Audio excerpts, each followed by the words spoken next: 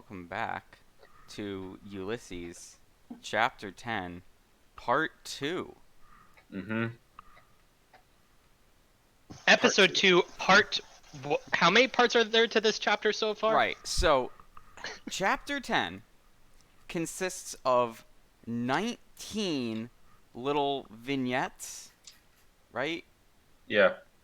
Or 18 and a bonus scene, depending on how you count them, for some reason. So last time, we were putting together this here chart to map all of the connections, color-coded by the chapter in which they first, or the part in which they first appear. So we left off on chapter 1, 2, 3, 4, 5, 6, 7, 8, 9, 10. We left off on chapter 11, or part 11. Page 426. All right. So this chapter has Dilly Daedalus.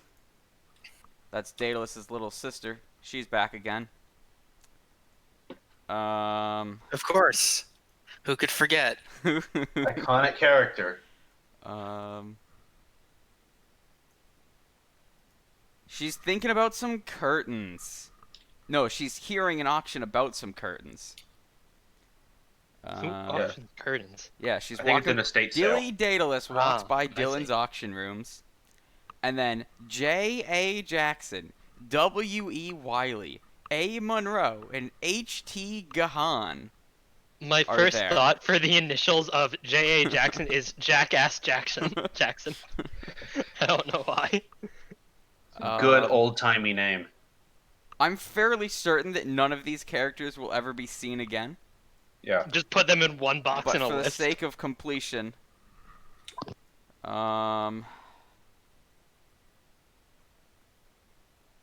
this is going to be a red circle.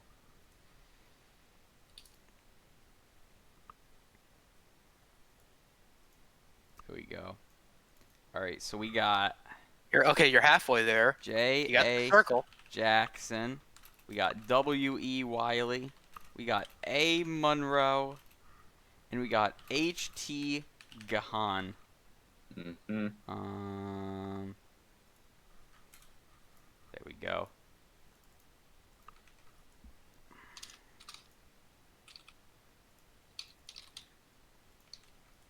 I don't remember how to make this text white. There we go. White. Alright, so they're here. And they are, literally just, like, walking by. Yeah. They're Yeah. just near Dilly. Yeah. Wait, what? Just.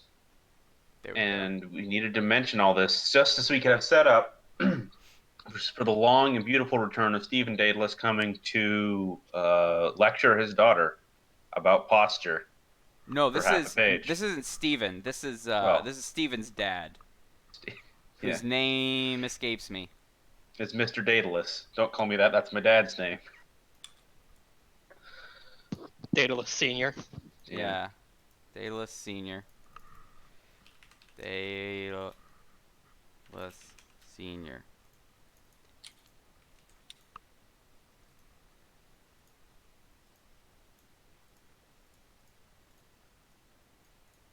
He's here. And he's He is talking to here. Dilly. And by talking, I mean Dilly's like, hey, give me some money.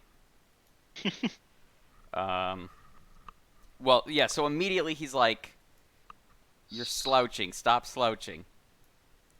No. Sit up straight. Clean your room.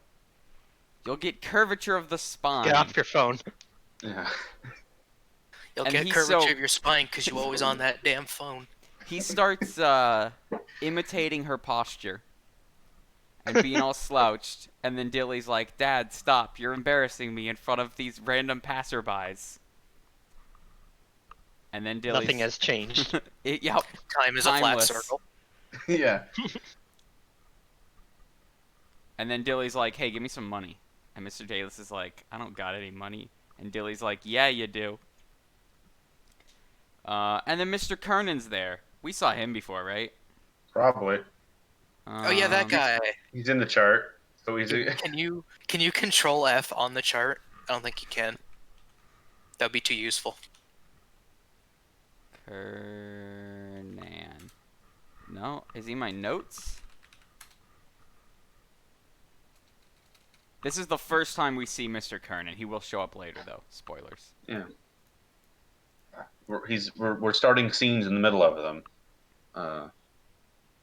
because Joyce, again, the whole point of this chapter was to sort of have fun with his audience. By have fun, I mean abuse them. He's having fun. We're not. Yeah, he's having fun. I can't get these goddamn connectors to arrange properly.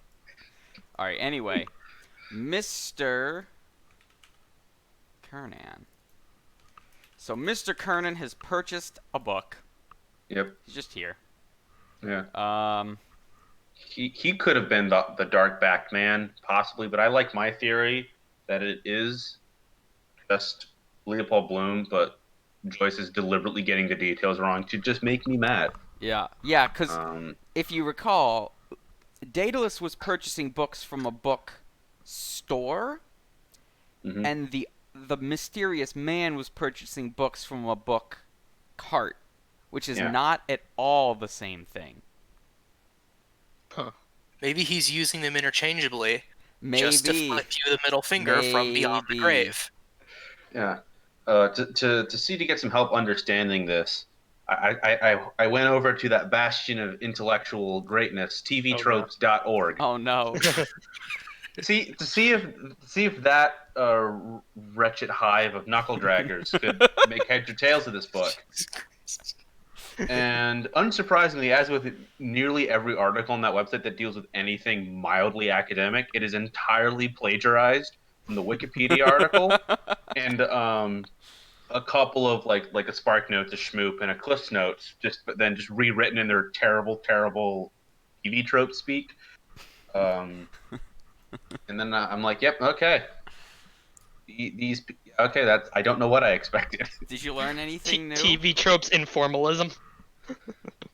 No, I learned less than nothing. They literally stole just rewrote information. They just took a bunch of stuff from the internet, rewrote it in their weird style, and then just labeled the things. And that's it. That such a terrible website.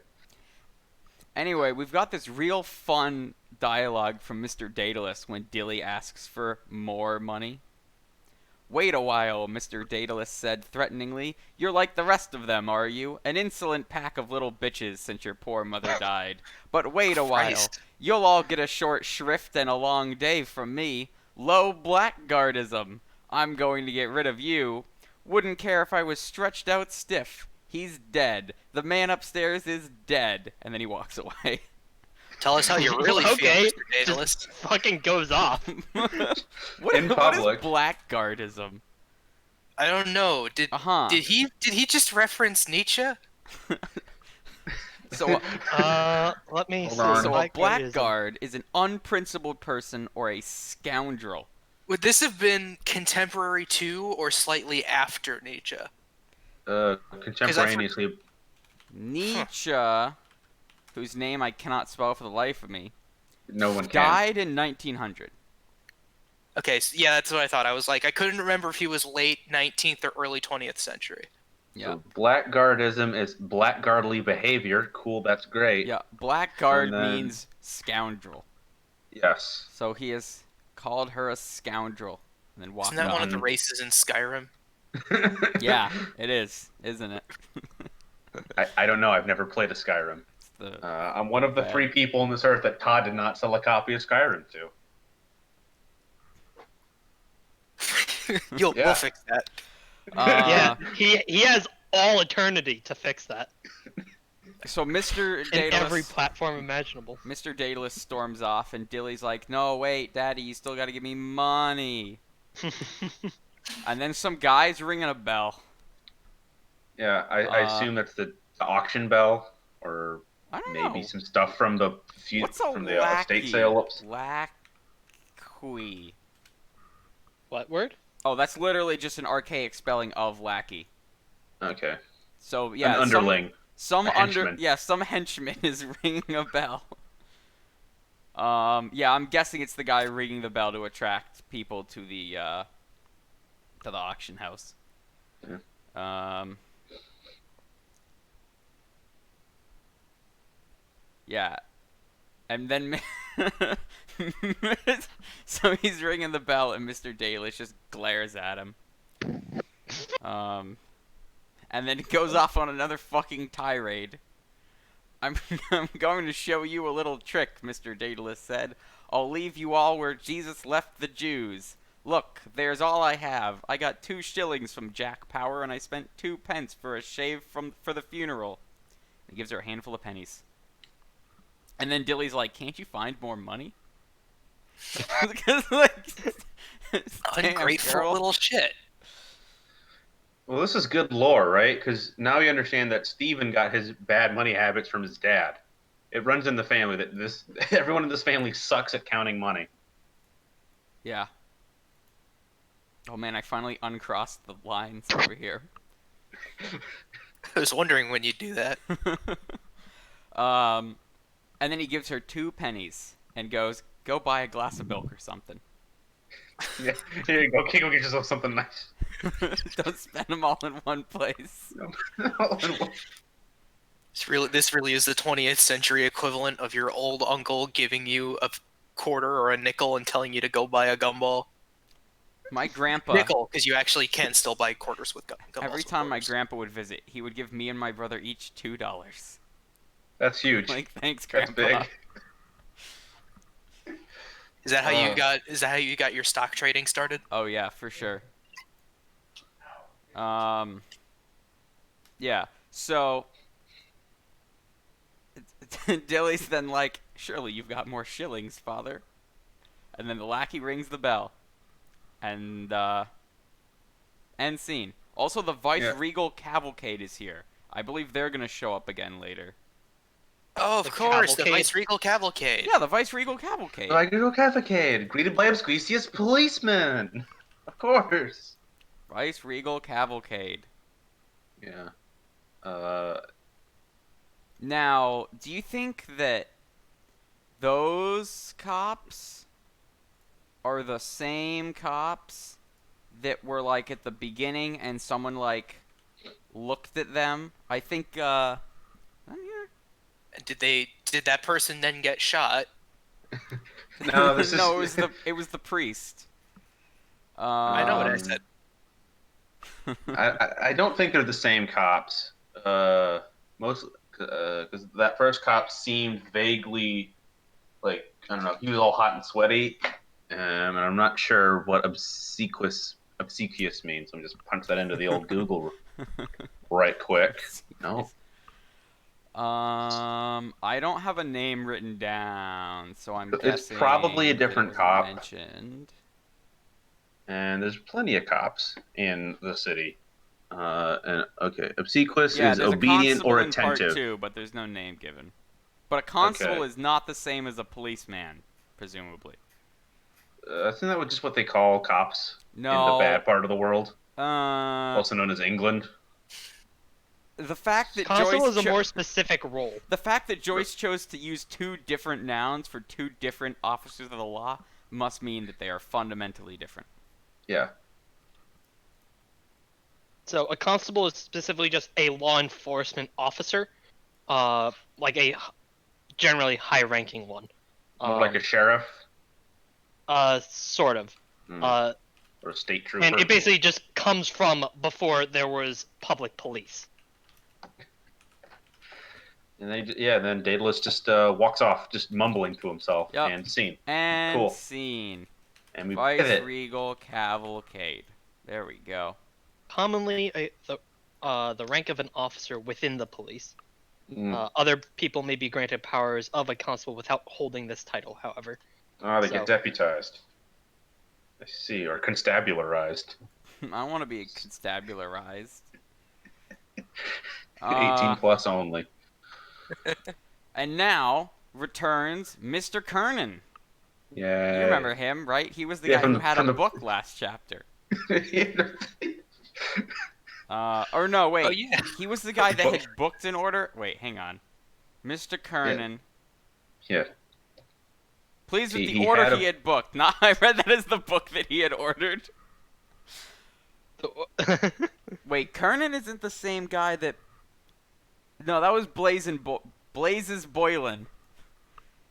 Different guy has ordered some things. Yeah, so Mr. Kernan has done an order. Yeah. Also, there's a sundial Mhm. and Yeah, some fun Polbrook details. Robertson. Yep. Polbrook? Not showing up in my notes.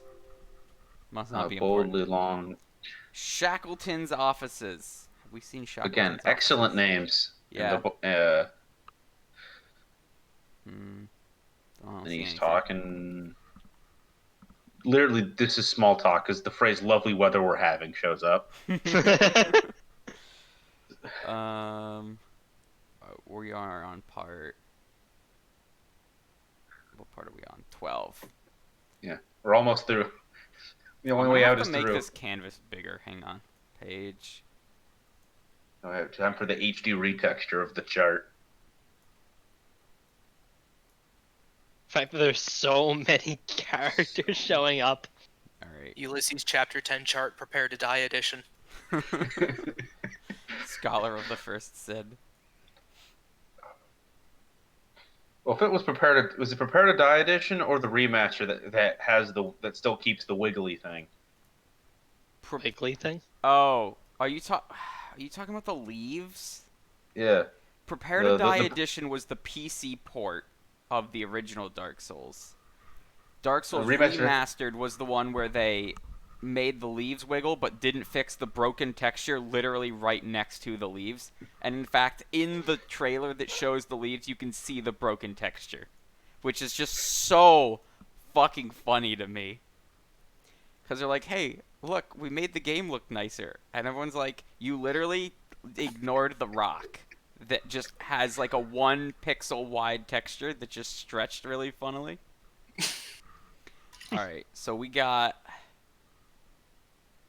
Yeah. Kernan has booked his order. here. Mr. He's Crimmins. Yeah, and I think they're drinking together. Mr. Crimmins.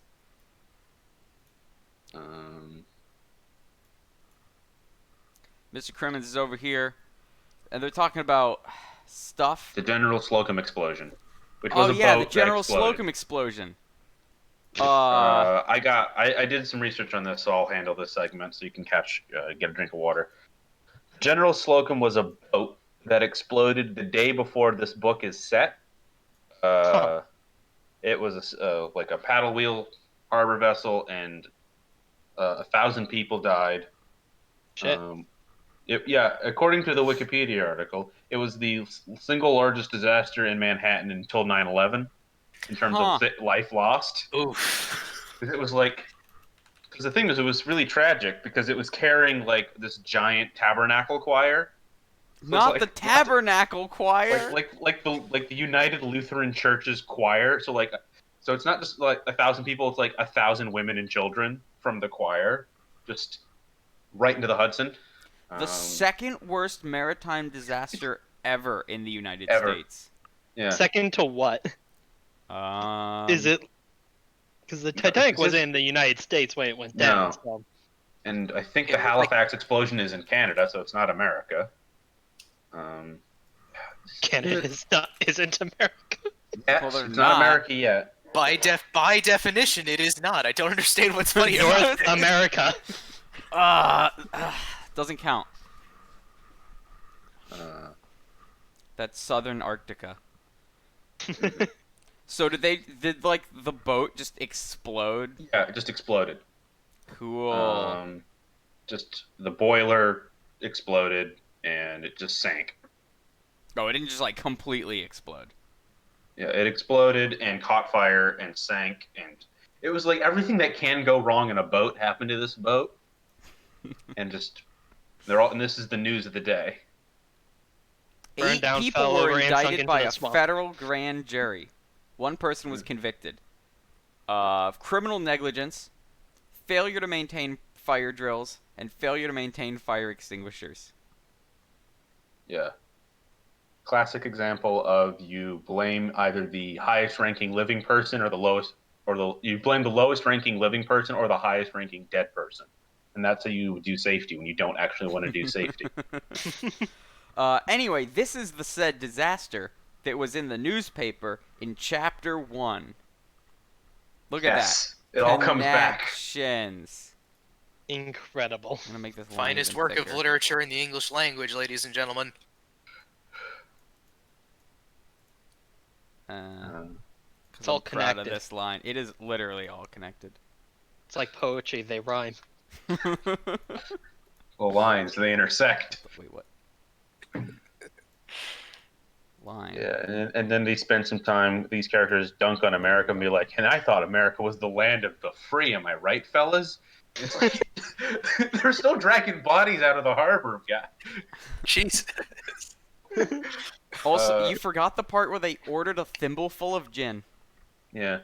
Well, that's just a unit of gin. So Mr. Crimmins is the barkeeper, right? Yeah, finger of vodka, thimble of gin. Yeah. Yeah, so Mr. Kernan has ordered some gin from Mr. Crimmins and is talking to him. Spontaneous combustion. Not Yeah. a single lifeboat would float and the fire hose all burst. Palm oil? Is that... Oh, yeah. So what's real funny about this is that you only hear Mr. One side of a Mr. conversation. Kernan's dialogue. Yeah, you don't hear Mr. Crimmins. Even though he literally says, now you're talking straight, Mr. Crimmins. What did he say? What did Mr. Crimmins say? Doesn't matter. It doesn't exist in the novel. It's just the adults from Charlie Brown. It's innovative, right? And America, Normally they say, in- is the land of the free. Normally, when characters in a book are talking, you get to, hear what they say. Yeah, he's innovating in this written work by not writing things. It's incredible. Ironic, Which is because honestly- the problem with most of the book is that he wrote too much stuff. We should actually applaud him taking a step back for Good once. Yeah. job. Showing As- restraint. It's Yeah. someone who's like, read Less some is more, terrible, as they say. terrible genre fiction where they just go on and on about the backstory, and I'm just cut it out.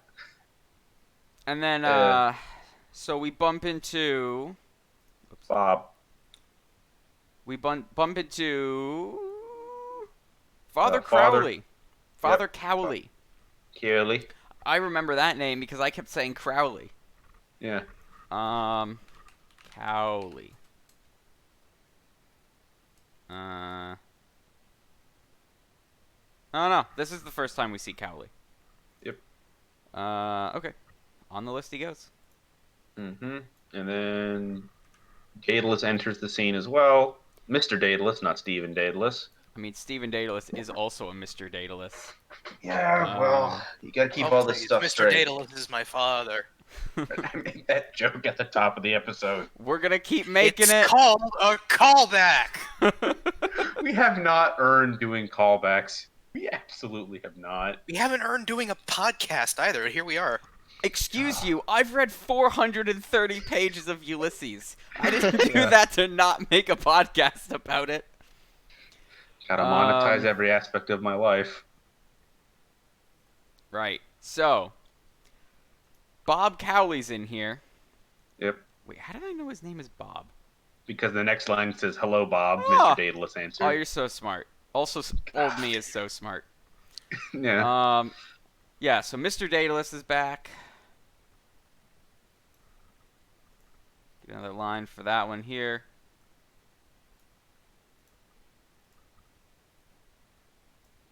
There we go.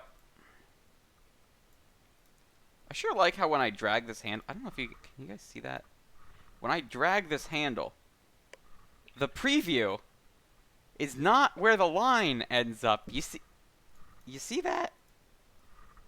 You see how it's like, I'll put the line here then. And I'm like, yeah, okay. And it's like, no, psych.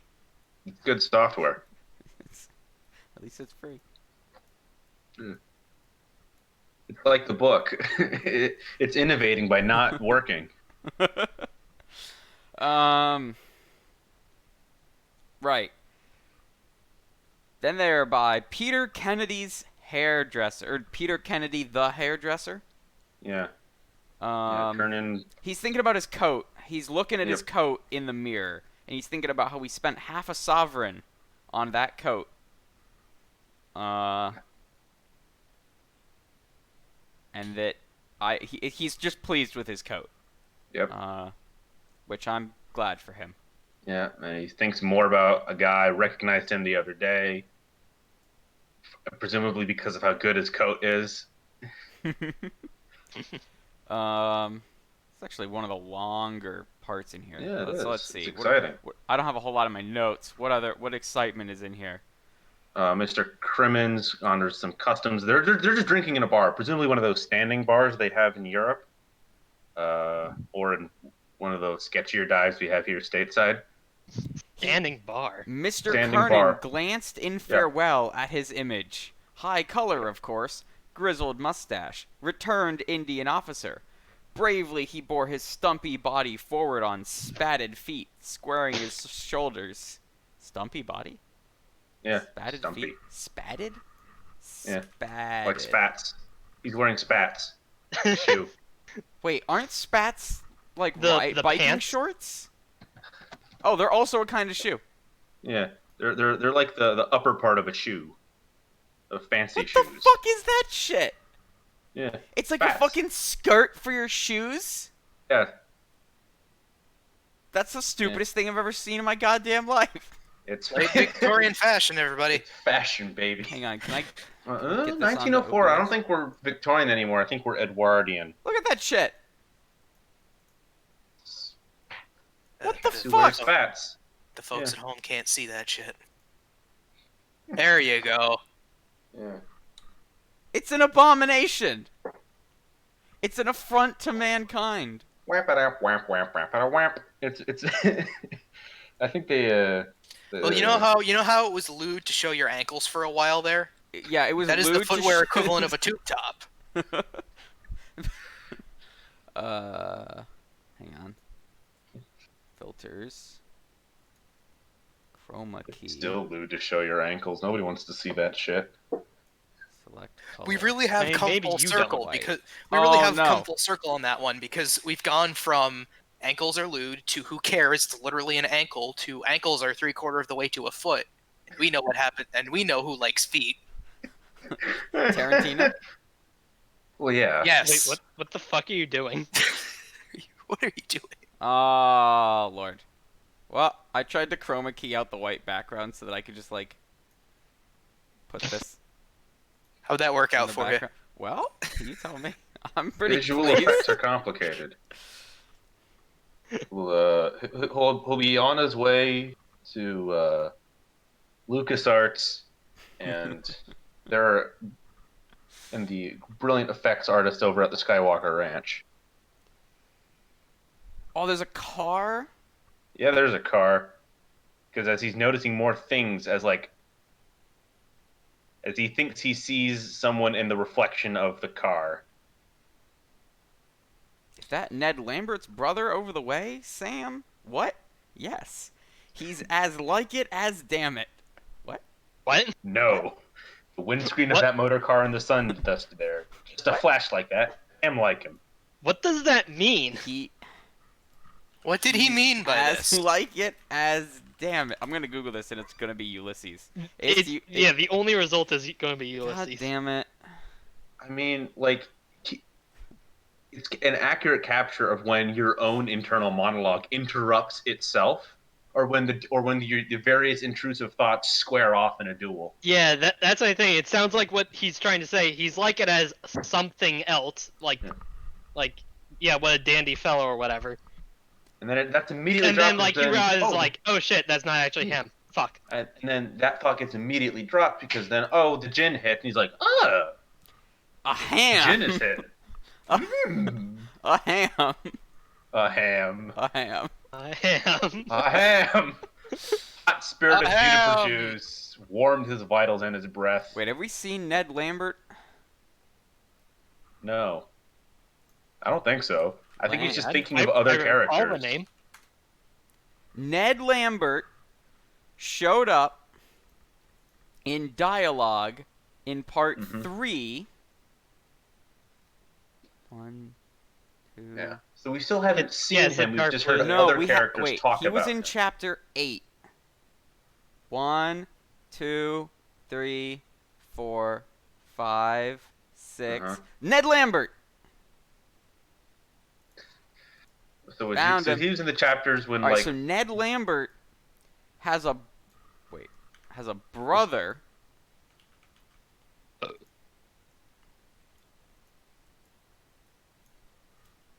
Lambert brother. Bam. He's here. And who is it that's seeing him? Mr. Kernan. Mr. Kernan. The thing is, he thinks he sees him. He doesn't actually see him. What a tenuous connection. I'll make this a dashed line. Yeah. God damn it. What the fuck? What? Line. And then he just continues Style. and starts, and then thinks On about a God. time a guy was hung, drawn, and quartered in the street. Good Oh. times.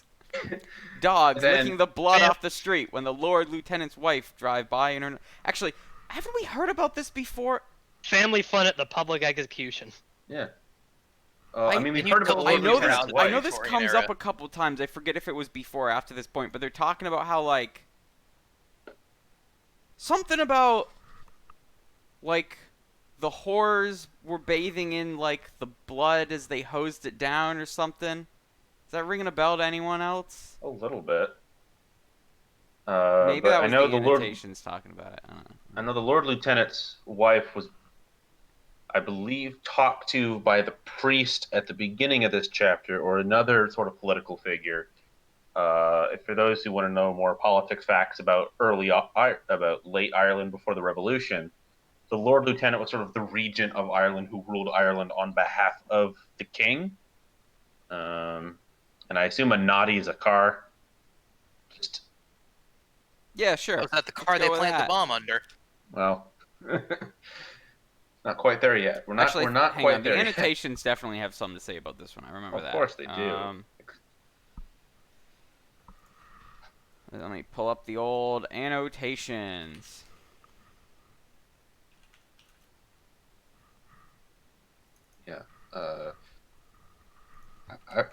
I was struggling for the past week to try to figure out how to describe what is going on in this chapter, and then it hit me.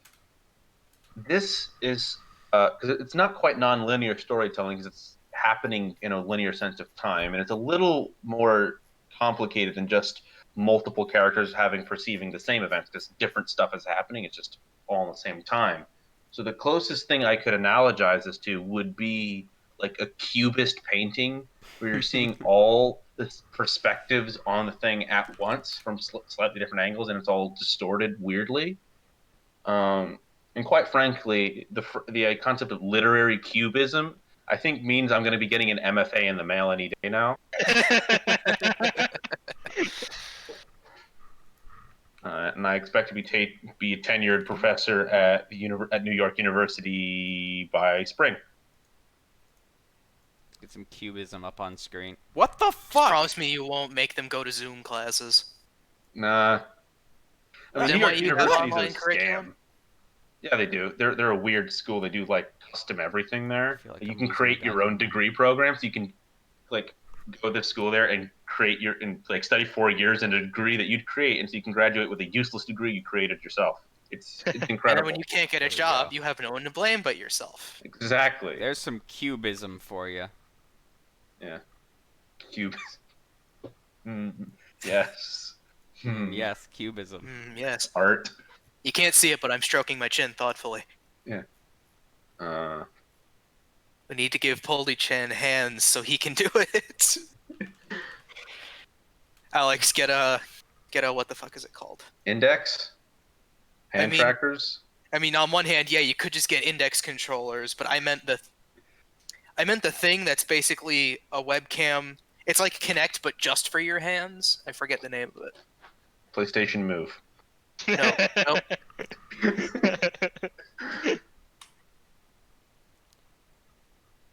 All right, let's see here. So difficult to map annotations to What the hell is it called? actual books.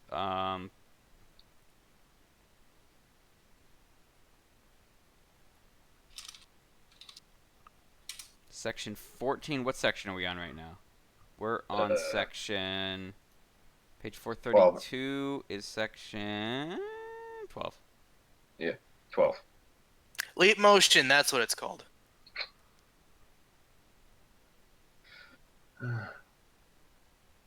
Peter Kennedy. Apparently an actual historical hairdresser. Interesting. Good for him. A Fascinating. toff is a dandy or a swell. Good for him. I'm guessing that means gay man. No. The Kildare Street Club was the most fashionable Anglo-Irish men's club in Dublin. Yeah, they're talking about gay people. Yeah. I mean, they're not talking about him, but they are talking about it. Your Oscar Wilde types would hang out there. Also a note. So returned Indian officer. Here's a fun, here's a fun annotation, right?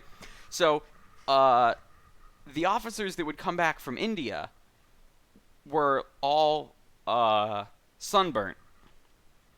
Yeah. So that makes sense. Because they're white. They India hadn't invented has sunlight way yet. more sun than Ireland. Who could have sussed that one out?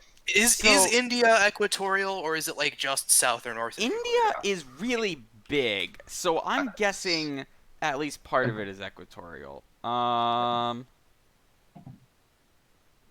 Absolutely. I don't think it's equatorial, but it is definitely tropical, especially in the southern half. World map. Very sophisticated podcast we've No, got. not We do. quite equatorial, but yeah, certainly sunnier than Ireland. Anyway, Most places are, but Yeah. so when he says returned Indian officer, he is not an Indian officer. Returned officer from stationed India. in India. No, he's just No. sunburnt. He's just. it's just Oh, a joke because yes. he's sunburned. Oh, Yes. This isn't character backstory that saying he he- served in the Raj. No. he's literally just saying he looks like he's been in India for a year. Incredible stuff, Joyce. Kernan has not been to India. Why is this cropping Why? wrong? Hang on. Shit. Yeah, and as he continues down, I guess he walks and thinks about a secret burial that happened at midnight, in the same field where Dignam is. Dignam being the funeral that Leopold Bloom went to. Again, it all comes together. Everyone's here all the time. Ulysses : Ultimate. Oh, this is from the Bible. The Bible. Bible. Yeah. Yeah. Emmett's Another of those. execution. Wait, no, this isn't from the Bible. Why does this say Bible? I don't know. There have definitely been some executions in the Bible. I was gonna say that there were at least a few. Okay, so they're talking about Robert Emmett, Irish Republican. Who got hung, drawn, and quartered for rebelling Being an against Irish the king. Republican. Yeah. Well, yeah. Yeah, he was hung, drawn, and quartered. Wait, no, he And wasn't. then who? He He was wasn't. hanged and beheaded. He wasn't drawn and quartered. Oh, okay, so he's exaggerating a little bit. But I don't think they drew and quartered people like outside of the medieval period. So Joyce is making a statement. I definitely remember reading about this thing, which might be the Bible thing that I'm thinking of, where like someone was executed and like they washed out their, or maybe they just died, and that when they're washing out like the carriage that was full of blood, all the horrors just came out and started like bathing in the water that was in the street. Huh. Yeah. So that's some lore for you. Um, That's interesting. I don't recall that being in the New It's- Testament. It might be in the Catholic Bible. look, there's not a lot of things that I remember, but I remember this one, so it must be important. Wait, dogs licked the blood of Naboth. Blood of is this what I'm thinking of? Blood of Naboth?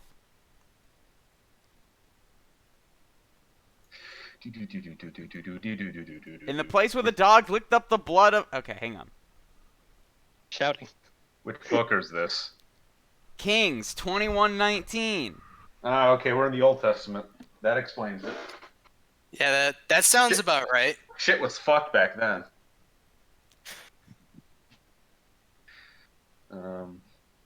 God was sorting out his anger issues then. Yeah. Very I mean, wrathful. Okay, here we go. that- Kings 22:38. This is what I'm thinking of. And so the king died and was brought to Samaria, where they buried him, and someone washed the chariot at the pool of Samaria, where the prostitutes bathed, and the dogs licked up Ahab's blood. Yeah. Okay, so he's Can drawing we get the King some James? parallels. And one washed the chariot in the pool of Samaria, and the dogs licked up his blood, and they washed his armor, according unto the word of the Lord which he spake. Good. Yeah. Not sure what this has to do with Ireland, but I'm glad Joy stuck it in here. It's fun. It's just to make sure you're paying attention. Yeah. Of course. Yeah. Will this That's- be on the quiz? Yes. Bad times those were. And then he's thinking about the burial. So apparently, Yeah, midnight burials. That's when you did criminals, who had been executed, or those who you didn't want to have a daylight funeral because they were other undesirables. yeah, so there were rumors that they snuck his body out and buried it in a church that had strong United Irish associations. What, to pick him over in the death? They put the separatists in a unionist graveyard just to Yeah. flip them off Just from to beyond the troll 'em. grave. It is also Post-mortem suspected trolling. that they were buried secretly in the vault of a Dublin Anglican church. This guy, even in death, he's So being there- disrespected. The point is that he did not have a public funeral, Funeral. so there was a whole lot of speculation on, like, well, what happened to the body? And so Aliens. surely, yeah, there is just a bunch of gossip, and now they're thinking about it, and yeah. All this. And then he's thinking while about walking, Dignam, who died. and is in. Dignam was the guy who died in like chapter Yeah. Yeah. 5, 6. Said that already. Yeah. It's where Bloom That saw, was the went to the funeral funeral. that Then he Bloom saw went the to. man in the mackerel coat. Who is the man in the mackerel coat? Nobody knows. Who is John Nobody Colt. knows. I meant to make that joke. There's speculation that it's Can I it's just like preemptively shoot down any ideas we have of reading anything Randian? No, yeah. oh, I literally founded the book club to read Ayn Rand, and then we're like, never mind, Ayn Rand's too hard to read. Let's do something nice and short. And then Let's Angela read was like, Ulysses Angela instead. was like, how about Ulysses? And I was like, Completely yeah, sure. jokingly. I didn't know. I Tell you mean, what, This always still happens. easier. This It's always easier. happens. Angela suggests something sarcastically, and then we just do it. Yeah, and Kernan just walks past the Guinness building And then there's There's a Dennis horse. Breen. with his tomes. And then he's just Kernan again. We're sort of in the earlier stage of Bloom walking around looking at things, except now we're in the mind of a different. Yeah, we got this Dennis Breen, Yep. who was waiting in the office of John Henry Menton. Yep. Menton. Nope, not showing up in my notes. Leading his wife over Must the not be bridge, important. head for another office. All right, so Mr. Kernan sees Dennis Breen. Which then he sees a guy with books. This then reminds him that he's like, I need to Ned to ask me to. I need to ask him to lend me some books of Jonah Barrington. About I think reminiscences. So I think memoirs. And then he starts getting nostalgic. And then he for the starts past thinking a little about bit. playing poker at Dally's. And Yeah. how some dude With the got boys. stabbed in the hand. Yup. Ouch. Then he thinks back about how good the gin was. Damn good gin that was. Yeah. So now we're not in the mind of a. Now we're in the mind of a slightly tipsy man. He had one thimble of gin. Yeah. One thimble. Thimble of gin wasted. And the cavalcade is still here. Yeah. An easy trot, in no less, along Pembroke Quay. Yeah, I mean, it's a parade. They're not going to be, like, at full gallop. Yeah. And then I he's guess- upset because he didn't get a chance to see His Excellency. Yeah. I don't even remember who's in the parade. Well, I don't think The it's the king. Viceroy, right? Because it's a Vice-Regal. Wait. Yeah, the Viceroy. A very Yeah, important Vice-Regal man. means pertaining to Viceroy, right? Yeah. Yes. Relating to a Viceroy. What is a Viceroy, anyway? Brand of A Viceroy cigarettes. is a ruler He's exercising authority over a colony. So the guy who is running Ireland on behalf of Ah, England. Right. Again, so juxtaposing that with an Irish Republican, Joyce is doing some commentary on Irish nationalism. And, Yes. and the brutality of which the nationalist was faced, and how nobody cares about his death versus how everyone gives a shit about some guy who isn't even Irish who's running Ireland. And then end scene, and we're back to Stephen Daedalus, not to be confused with Mr. Daedalus, who's watching through a webbed window. The lapidary's fingers proved a time-dulled chain. Oh yeah, I love that line. What's a lapidary? Oh, lapidary means like jeweler, right? Yeah, it's a jeweler. Yeah. So he's Prove? just watching a jeweler. What does prove mean here? Nah. I think he's using it in a very weird way.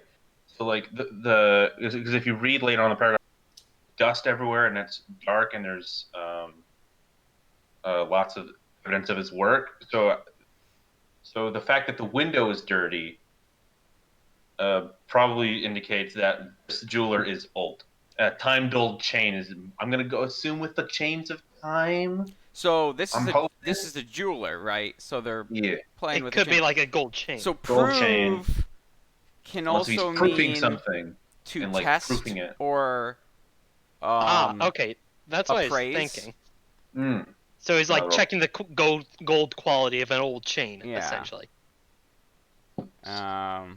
Dust Oh, darkened the Stephen- toiling fingers with their vulture nails. Oh, is Steven pawning off his watch because he doesn't have any drinking money?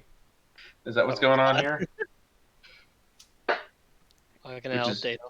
Which is mood, big mood. He might be. I'm just gonna assume he is because it's cooler that way. Yeah. Because there's some great prose here.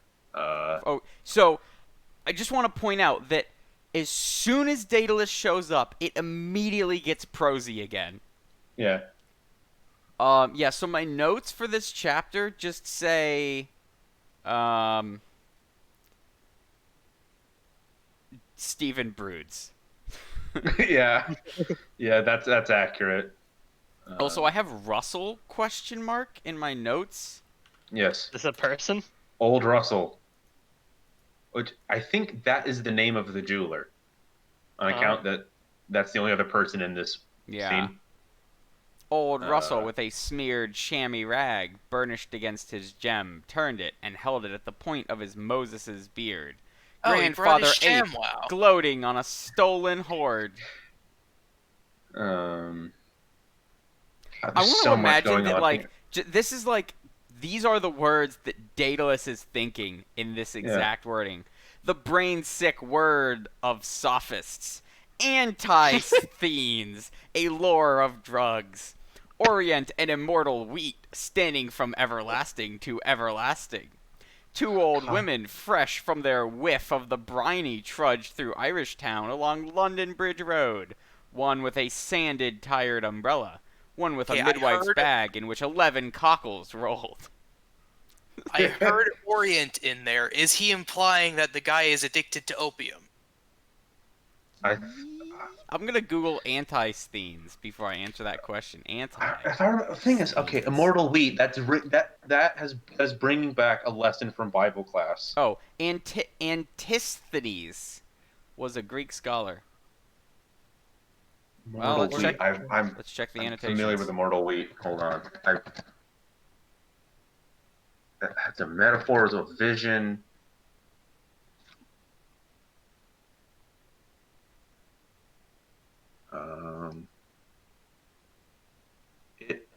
It's okay. Annotation's not helping, but it does say C329. So if you recall, back in Chapter 3, Stephen Daedalus is walking by the beach, and he sees two old women, and one of them has a midwife's bag. And he's like, I wonder what's in the bag. Maybe it's a dead baby. Yeah. Right, You know, because These he's are the brooding. thoughts Daedalus He's sad. Yeah. I believe Sad boy. that these are the same two women coming back now from going to the beach. You know what? I'm gonna go with that. That fits this chapter. And the annotations say C329. So yeah, look at that. There is truly some excellent over the top prose in this chapter. I do recommend in this part of the chapter. I do recommend reading it because like he just stops describing the jeweler and just starts talking about about like the nature of shiny rocks, about how they're born all in the dark wormy earth, cold specks of fire, evil What the light fuck? shining in the darkness, where Man, fallen I scrolled all archangels the way flung back the here. stars of their bros. Muddy swine snouts, hands root and root, gripe and rest them. Like he's describing like the cursed objects from a fantasy novel. It's awesome. I scrolled all the way back here to check out the annotations, and it's just like, here's the beach that they're talking about. It's a real beach. Oh, that's Thanks. nice. Yeah. In case you ever wanted to use Ulysses to plan a vacation to Dublin, I guess. To be No, honest, it's not a good Ulysses solution does so not make me far. want to go to Ireland. Oh man, come on. they used the word powerhouse. Yeah, they do. So we were talking about Home this of the the other day. dynamos. But How, what is a powerhouse? We called the mitochondria the powerhouse of the cell, right? Uh-huh. But powerhouse course. is not a word that we use in American English. Yeah. So I'm like, why don't we Like- call powerhouses the mitochondria of houses? Yeah, we call them power plants here. Yeah. Because in the early days, there would be, like, on site, you would have a generator in a shack, and that was your powerhouse. We don't do that. We have big power plants and transformers and high voltage power lines and all that. Big lines, which if we would string around in our cities, we could have functioning public transportation. We did that for a Um, while. Yeah. America too big. Can't have trains. No trains. Yeah. Just ignore all the Russian rail lines that run through the Siberian wilderness. Yeah, that's great stuff. My favorite sentence in this whole chapter is the sentence "beingless beings." Which page is that on? It's the beginning of 436 when he's so like after the Oh yeah. whir of Just- the yeah, after yeah. the powerhouse, like beingless beings, stop, throb always without you, and the throb always within. This man is throb describing within. like a steam engine. It's The throb within. I'm a big fan of your heart of you sing of. I between them. Where? Between two roaring worlds where they swirl. I shatter them one and both, but stun myself too in the blow. Shatter me, you who can. Odd and butcher were the words. I say, not yet a while. A look around. Want to run that by me again, Steven? Steven! I just like grandfather ape gloating on a stolen That's horde. good too. Like Stephen, why are you like this? Stephen went down Bedford Row, the handle of the ash clacking against his shoulder blade. I believe he's talking about a walking stick Yeah. or like stylish cane.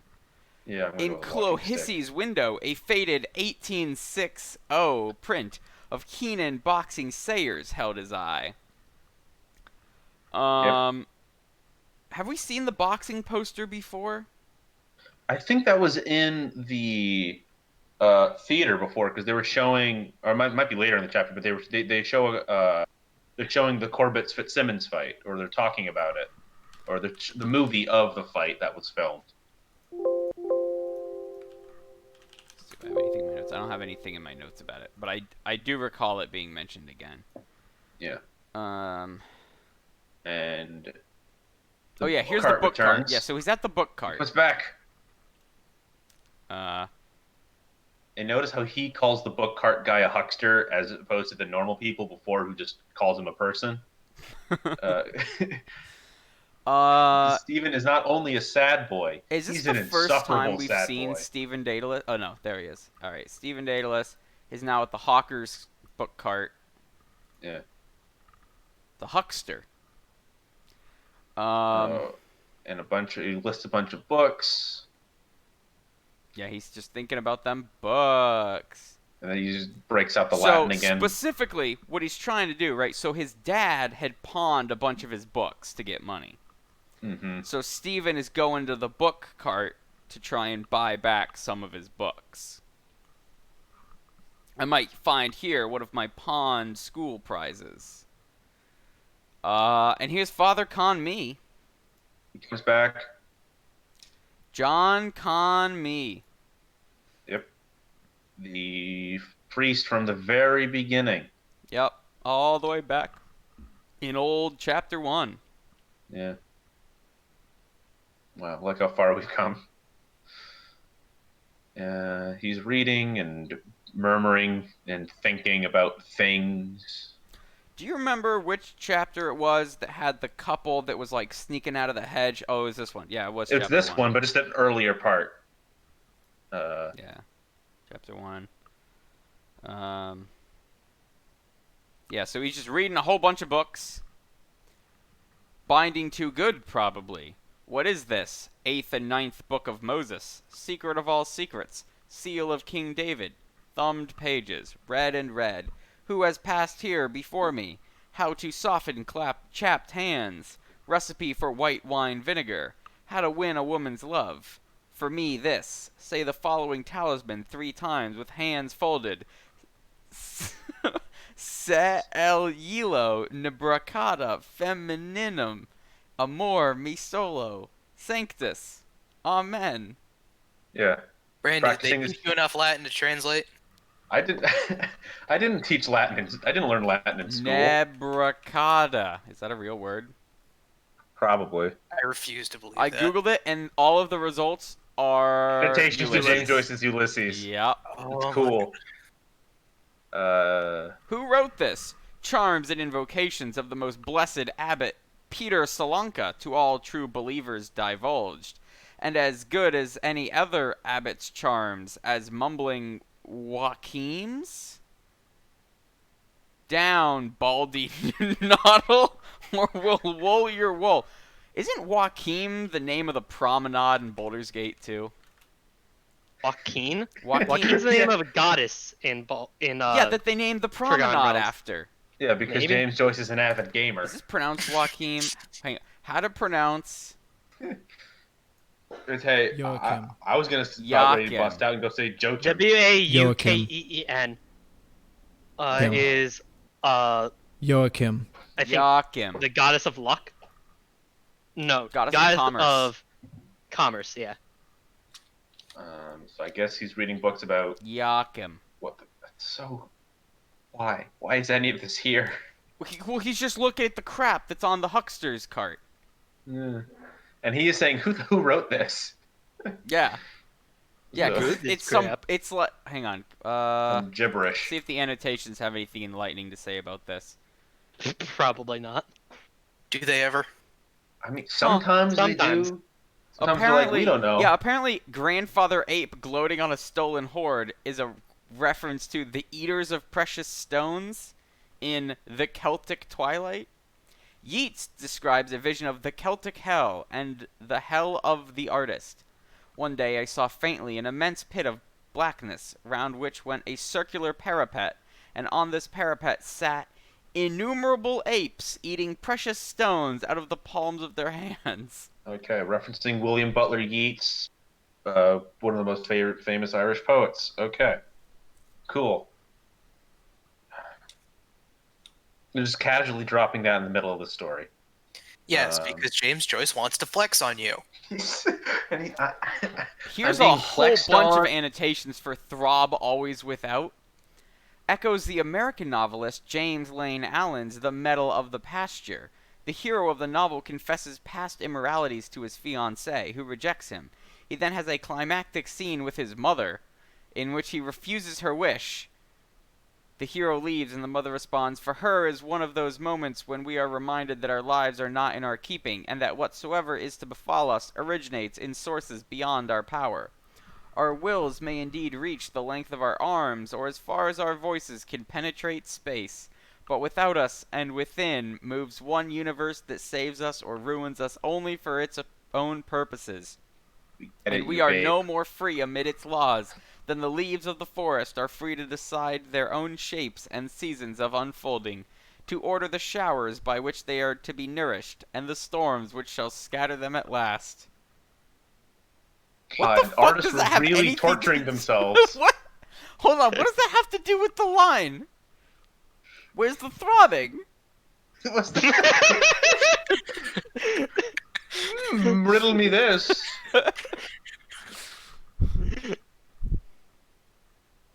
Yeah, and it's just then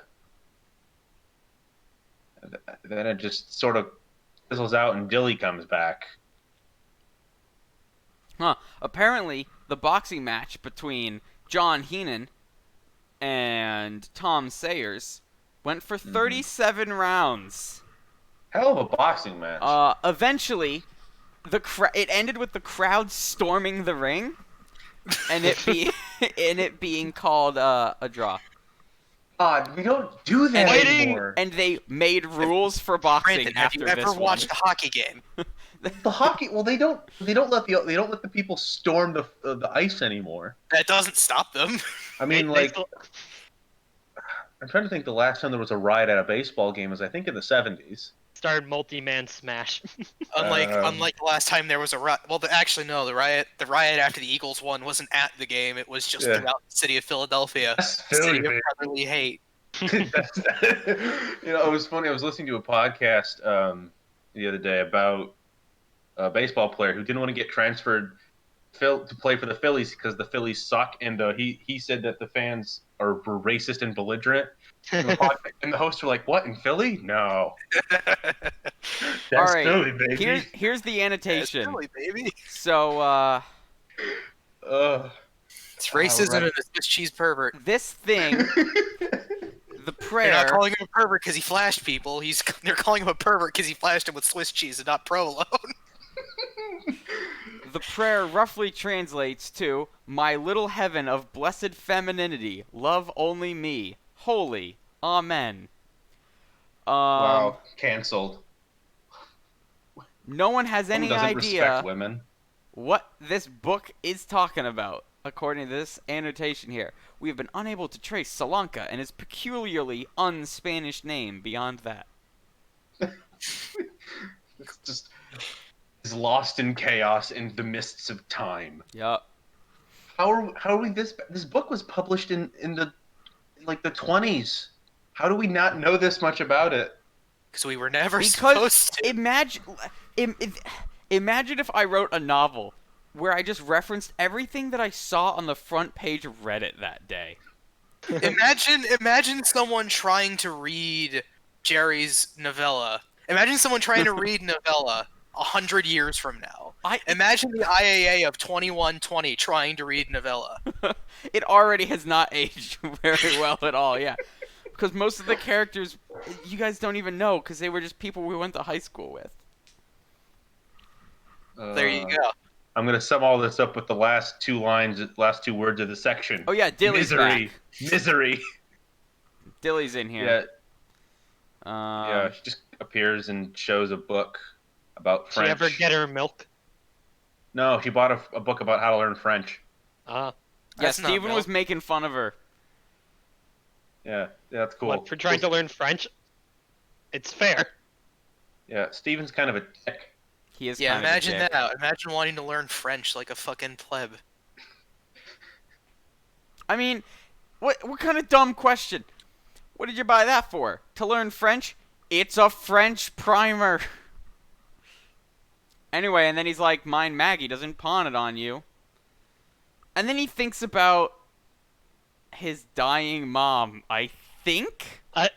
As Daedalus does. It would not Yeah. be a Daedalus chapter if he didn't think about his dead mom. She is Right. drowning. Agenbite. Save her. Agenbite. All against us. She will drown with me. She will drown me with her eyes and hair. Lank coils of seaweed hair around me. My heart. My soul. Salt green death. We. Agenbite of Inwit. Inwit's Agenbite. Misery. Misery. Agenbite of Inuit. Hold on. What's an That's the thing. Agenbite? An Agenbite of Inuit, according to the blog Blooms and Barnacles, which is a Ulysses fan blog.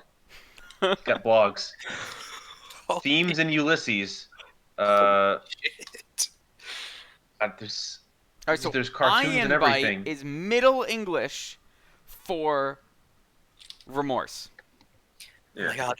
If the blog goes on for long enough, will it become Ulysses the webcomic adaptation? I mean, I'd be down for that. Here we go. According to JoyceProject.com. It's what we now refer to as Catholic guilt. Ah. It's Catholic guilt.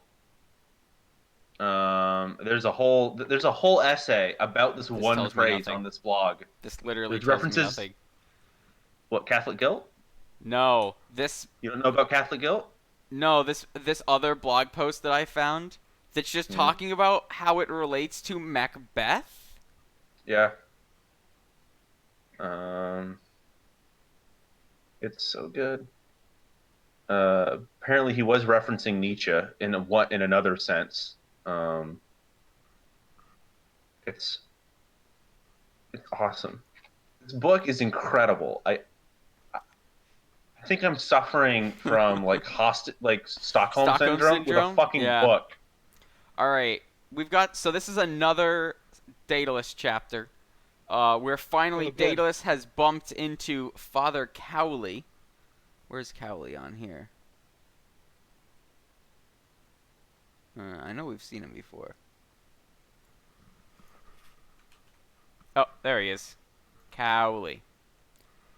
Cowley meets Stephen. Where's Stephen? Stephen.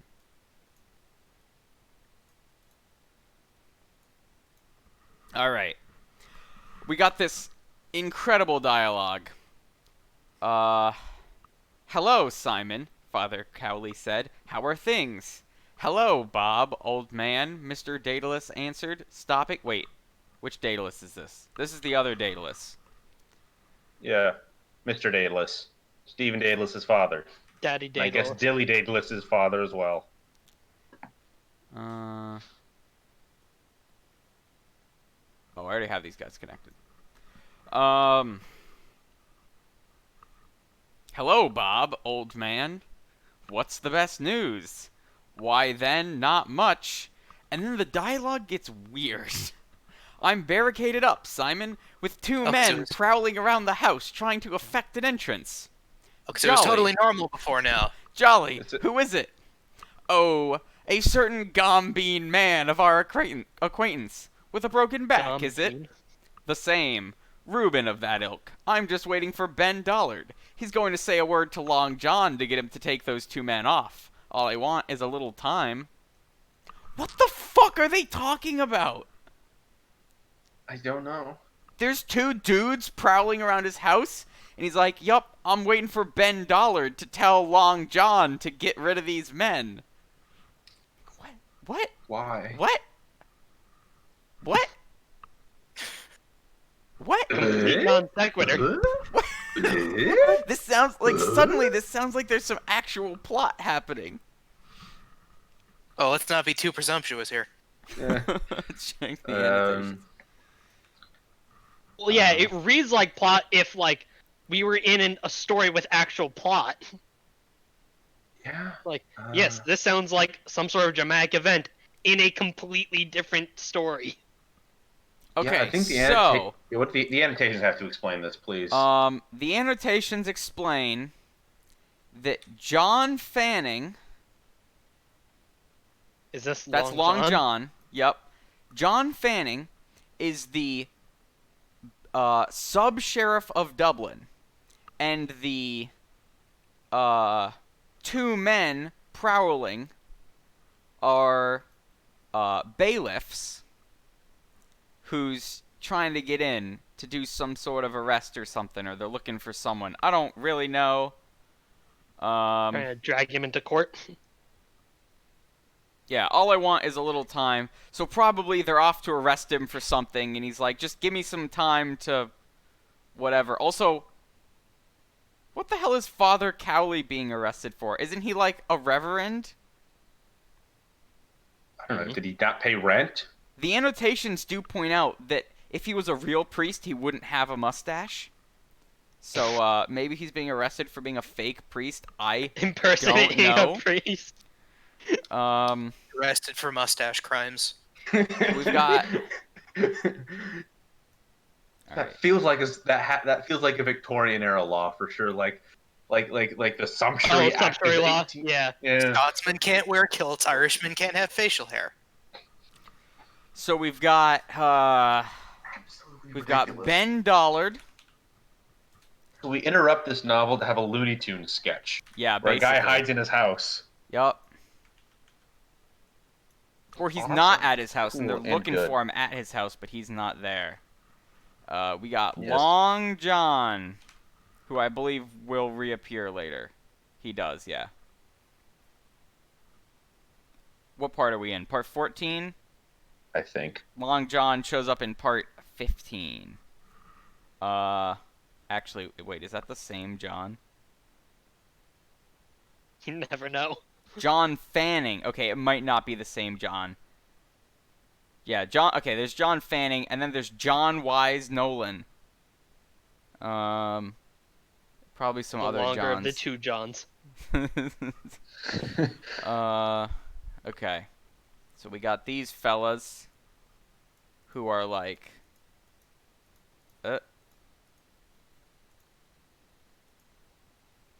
roughly connected to Father Cowley. Father Cowley? Cowley? Where's Cowley? When is Cowley? He's not new, is he? No, no, he's not. No, I'm we just- definitely encountered him yeah, before. we've encountered him before. I'm just, Dumb. Well, I mean, yeah, I'm a fucking idiot, but that's what I'm Cowley. getting. Here we go. That's what All I'm right, getting a Cowley. science degree instead of an arts degree. Cowley. And Ben Dollard. There we go. Sorry, I'm just getting distracted by this website, this bloomsandbarnacles.com website. For one, because they've got 50 episodes of another podcast about this goddamn book. Blooms and Barnacles sounds like the worst D&D parody of all time. It sounds like You guys want to play some Blooms and Barnacles? No, it's great. I It's roll got, to think about my dead mom. maybe this is just the I've got reference 7. to Barnacles I've got talking, plus but 7 to Brood. I'm pretty sure it's that. I'm pretty sure I'm that's at the cartoon section because apparently they got a guy who's drawn cartoons based on scenes in the book, and they're having fun. Really ridiculous, but totally normal. No, I'm interacting with podcasts. You got to read the book if you want to be on the show. That is not Not strictly true. Just Don't hover tell around him my that. microphone. Then again, maybe we are full up on people who won't read the book. I'll read the next one. Buy the book. I'll read the... What is the next book, anyway? We have no idea yet. Yes, we do. Do we? Yes, we're Industrial going to do Society in an its future, right? abridged reading of Industrial Society in Oh, its boy. future. An abridged reading, so it's Yeah, only 1,000 We're pages. gonna do we're just gonna do like a two-parter where we just talk about how much of a dumb fucking nerd he was. We're gonna bully Theodore Kaczynski. Yeah, but us that's in the United States penal system. yeah, but that's for another time. At this time, We should write him present time, we're reading Ulysses. I know, Mr. Does Daedalus. Theodore Kaczynski, strictly speaking, need to spend the rest of his natural life in a concrete hole in the ground? Perhaps, but Mm, for different reasons. But not for the terrorism, but for writing that god-awful book. yeah, because he is a dumb nerd, and dumb nerds belong in dumb nerd jail. Reddit moderation. Anyway, here's Ben Dollard. There he is, by frowning. God, he said. Arse and pockets. Alright, so this line gets to be a solid line. Arse and pockets. Yup.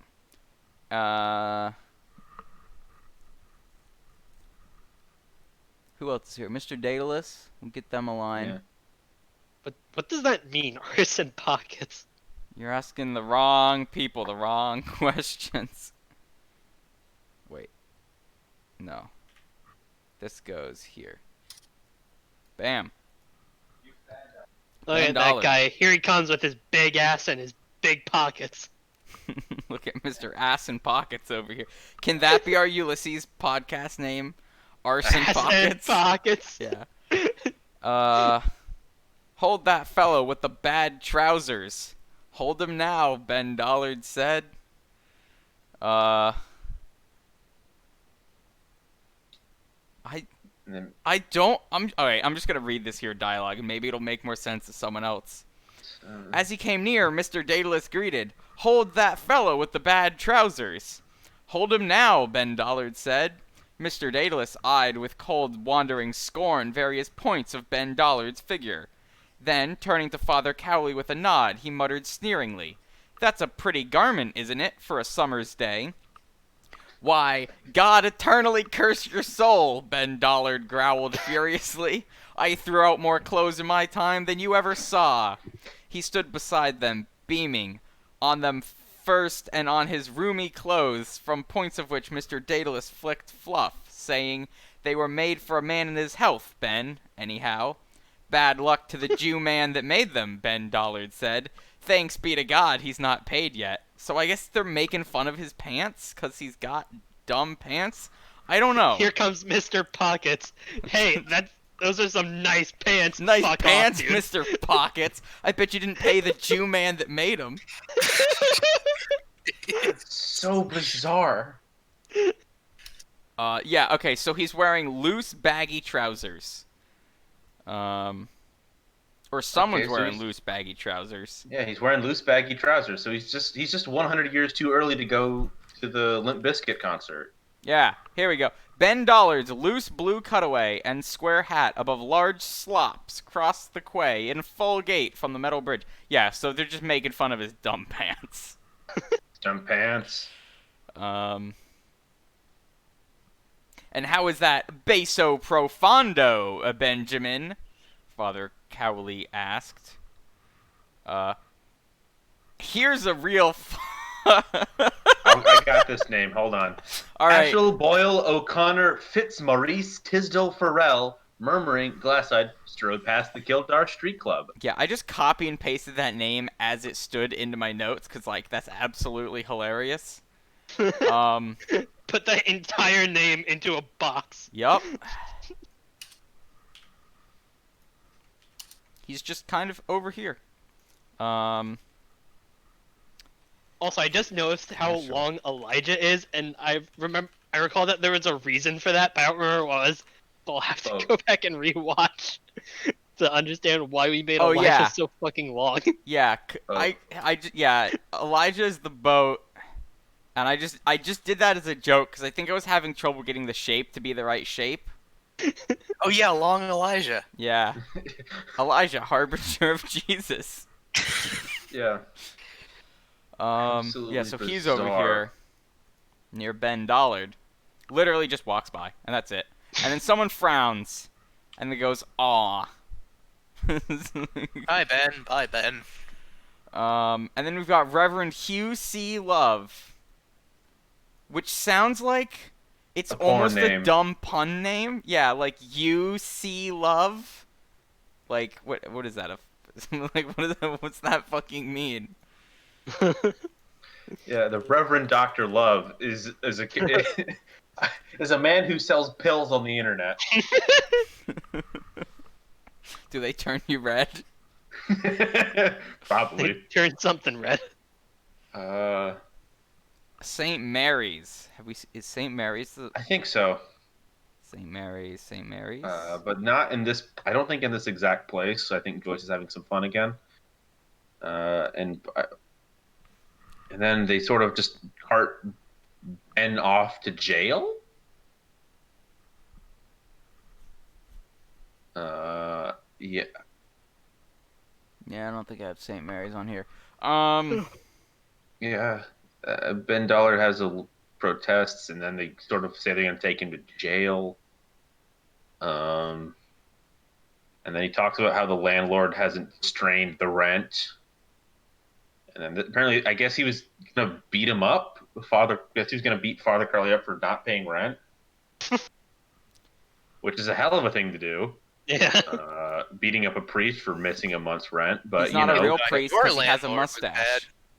But, I'm glad this is fun. This would, of course, never happen in 2020. Come along with me to No, the... they just go to. No, they just get steamrolled through eviction court instead because they have 1,000 other people to get through that day.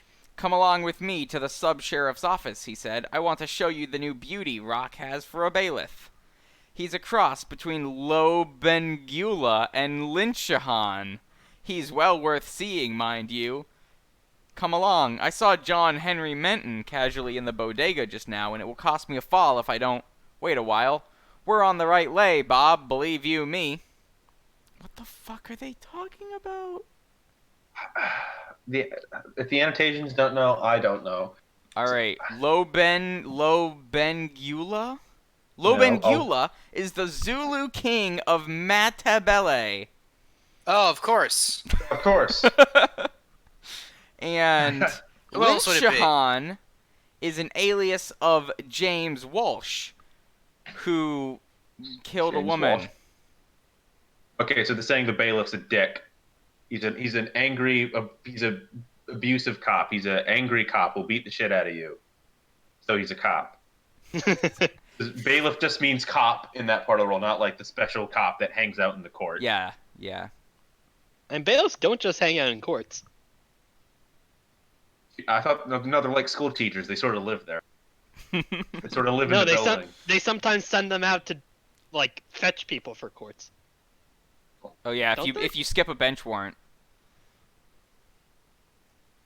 Yeah, but I mean, most, like 9 times out of 10, they're just hanging out in the courthouse. Yeah, so I get, so they're threatening to take this guy to jail for trying to beat up the priest for not paying the rent. Lots of arson. And the only other guess is arson pocket. Distrained. Distrained means to seize to obtain payment of rent. So, yeah, like, hasn't your landlord seized some stuff for rent? And Cowley's like, he has. So, I guess what they're saying is... The landlord tried to double dip if the That writ the- is not worth the paper. Yeah, because So the the landlord has landlord- already confiscated some property to make up for the rent. That makes up for the rent, I think. He's not allowed to double dip. You can tell Barabbas from me, Ben Dollard said, that he can put that writ where Jacko put the nuts. So I'm guessing the bailiffs came around to, like, arrest him for skipping out on rent, right? So he goes to what is he, the sheriff? The sub-sheriff? And the sub-sheriff's confused with like, the well, that's a Dom load of bullshit. Good cop. You know how we've got good cop, bad cop? Yeah. Top cop, bottom cop. This is the Power bottom cop. this is the good cop. I mean, most cops are not fit enough to top, so... Filberts, I believe they were, Mr. Filbert. Daedalus said, as he dropped his glasses on his coat front, following them. End scene. Scene. Martin Cunningham. That's another recurring character, right? Sure. Cunningham. Cunningham? No, this is the first time we meet Cunningham. Alright. I'm over here for this one.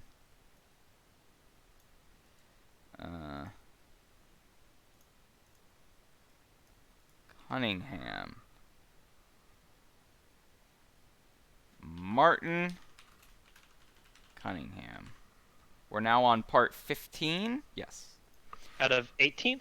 18 plus a bonus 19. Yeah. We get S rank on these So 18 Martin, parts. Martin we get the Cunningham 19th sees a part. police officer and says, "God bless you." It's the 19th part, the H scene. Yes. And then wait. we've It's got time to the waiting Jarvie. a nameless policeman who I'm not going to bother writing down. And then we've got Miss Kennedy. And Miss Deuce, who have appeared above the cross blind of the Ormond Hotel. Miss Deuce.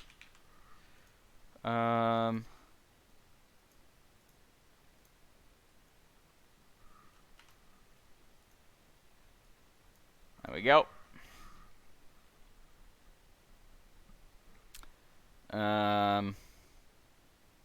Yeah, and that's just them. They're just chatting. And then Mr. Power is here. Have we seen him? So, I suspect that Mr. Power is the policeman. Otherwise, a Mr. Power has just suddenly appeared out of nowhere. But that's only a theory. A game I'm glad theory. someone said that. Thanks. I Thank wish you. you didn't. Oh, imagine if we tried to get him to do some theories about this book. That would be good. He'd have to read it. No, he wouldn't. Matt Pat can't read. Yeah, he would hire someone else to read because He would watch our podcast. and steal it. Well, there's lots of other Bloom's podcasts apparently. None as good as ours. No, of course. I mean, do the they other- have their own VTuber? I don't think so. Yeah, Yeah. exactly. And unlike this other podcast, we don't make Simpsons references because we're hip, cool Zoomers who hasn't watched a single Simpson. What's a Simpsons? I don't know what Simpsons view. Every other day, I John have Wise an epiphany Nolan where is here. Pretty sure we've seen him before. It's gonna do a Yeah. funny joke. I'm gonna revive the Jeff Foxworthy bit, but instead of "you might be a redneck," it's "you might be a Zoomer." No, this is the only You time can we've name seen every Nolan. if you can name every English language Minecraft YouTuber, but don't know who the Backstreet Boys are, you might be a Zoomer. I know who the Backstreet Boys are. I could probably name like 2 English-speaking Minecraft YouTubers. Does that mean But I'm why would not you a want Zoomer? to? Yeah, why It's would one I of them want in to? the- Yeah, if one you of- speak it's their one of name, them you in give this- them more power.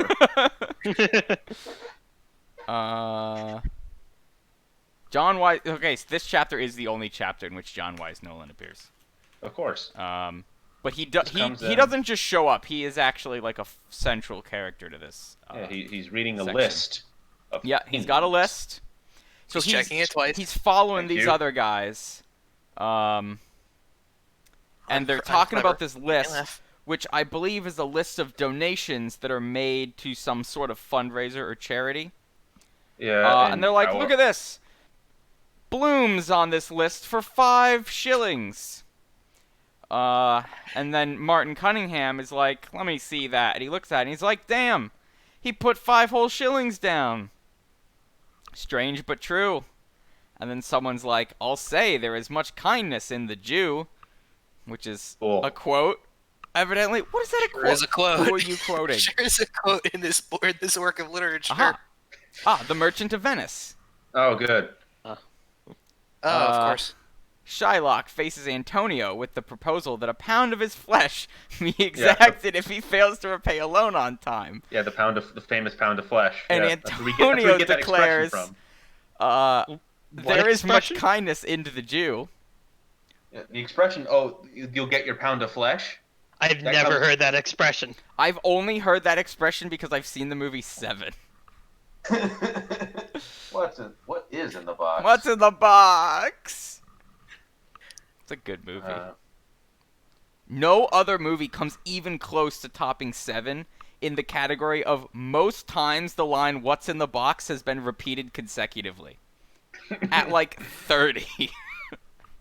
Does it include all the movies that have done a riff on that scene? Anyone that hasn't seen Seven should watch Seven. It's a good movie. Not just because of the box scene, but also because of the box scene. AA Movie Club. So the joke is that I'll finally watch Joker now because I don't have to do it alone. the joke, right, is that the kindness in the Jew is the Jew saying that I'm gonna chop off your goddamn hands if you don't pay your loan on time, which seems to be a little bit different than the message of there is much kindness in the Jew who donated 5 shillings to charity. Yeah, they're being ironic. They're Like, oh, he's doing playing a bit of against an time. irony. Gonna be totally honest here. I didn't think that sentence was gonna end with hands. Yeah. A pound of foreskin. If your foreskin weighs 1 pound, do see a doctor. Something else has If your gone wrong. foreskin weighs a pound, I think amputation might be the best course of action.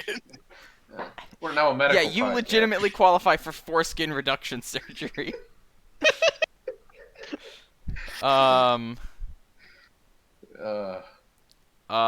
So we've got resurfacing here is James Blazes Kavanaugh. Boylan. Hell yeah, it is. Everybody's favorite character. I like Blazes Boylan. That makes one of us. He's cool. He's the guy that's like, "Can I use your telephone?" And then he just makes a call. And then he makes a call. Yeah, I thought it was a euphemism, but no. Nope. Next chapter, someone's like, "Oh, hello, Mr. Boylan." Hello, ma'am. Jack Can Mooney. I place a call on the telephone? Mooney? And then they're talking with clerks, and they go to a wine room. Oh, I love that movie. So, interestingly enough, Jack Mooney never appears in this book, Good for him. but we do meet his brother-in-law, right? Or at least not in this chapter. Let's see. Mooney. Page 444. Mooney? Mooney? Mooney? Mooney? Bueller. Yeah, okay, he is around. Bueller. But not in this chapter. Yeah. but not. Right? Yeah. 474. This chapter ends well before then. Okay. 460. Yeah. Yeah. He's sir not appearing in this chapter. So Blazes Boylan is talking to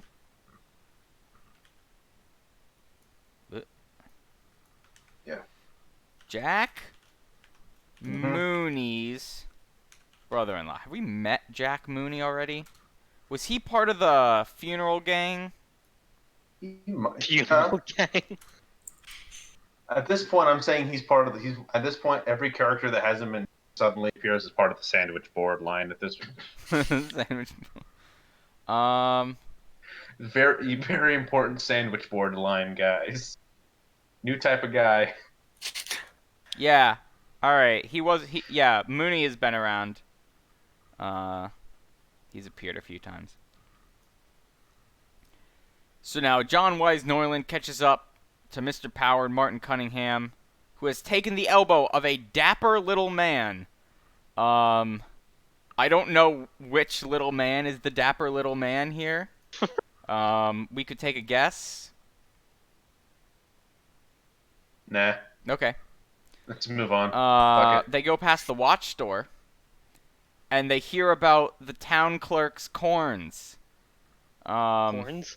So I'm assuming the feet kind of yeah, corns. they mean his bunions. Oh. Which I'm able to piece together that Oh, Jimmy Henry is the town clerk on account of they meet Jimmy Henry, and he's like, my feet hurt. wow. Putting together. Oh, this is just like one of those Dango kids are into. What? You cut out there, but I'm assuming you said Danganronpa. Yeah, sure that. It's sure that's how you pronounce it. You're doing the flawless deductive work here. All right.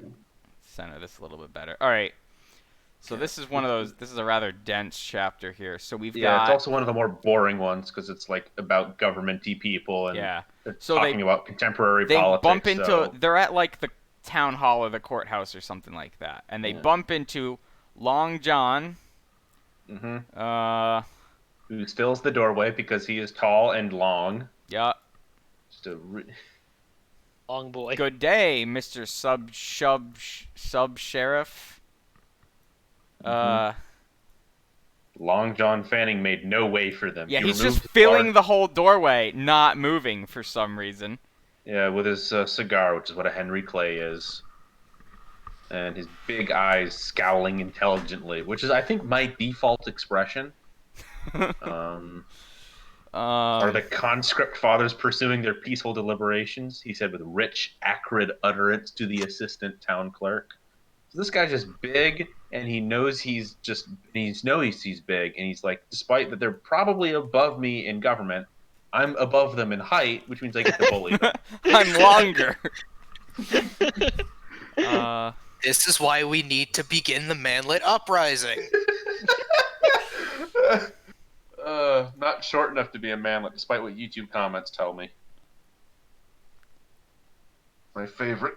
I'm just gonna like randomly connect him. My to the favorite way of rest determining these people. self-worth. Reading YouTube comments.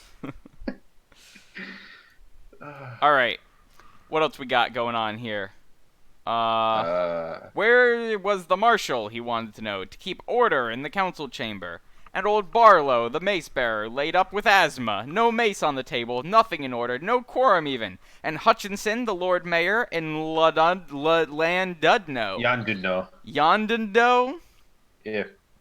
And little Lorcan Sherlock doing locum tenens for him.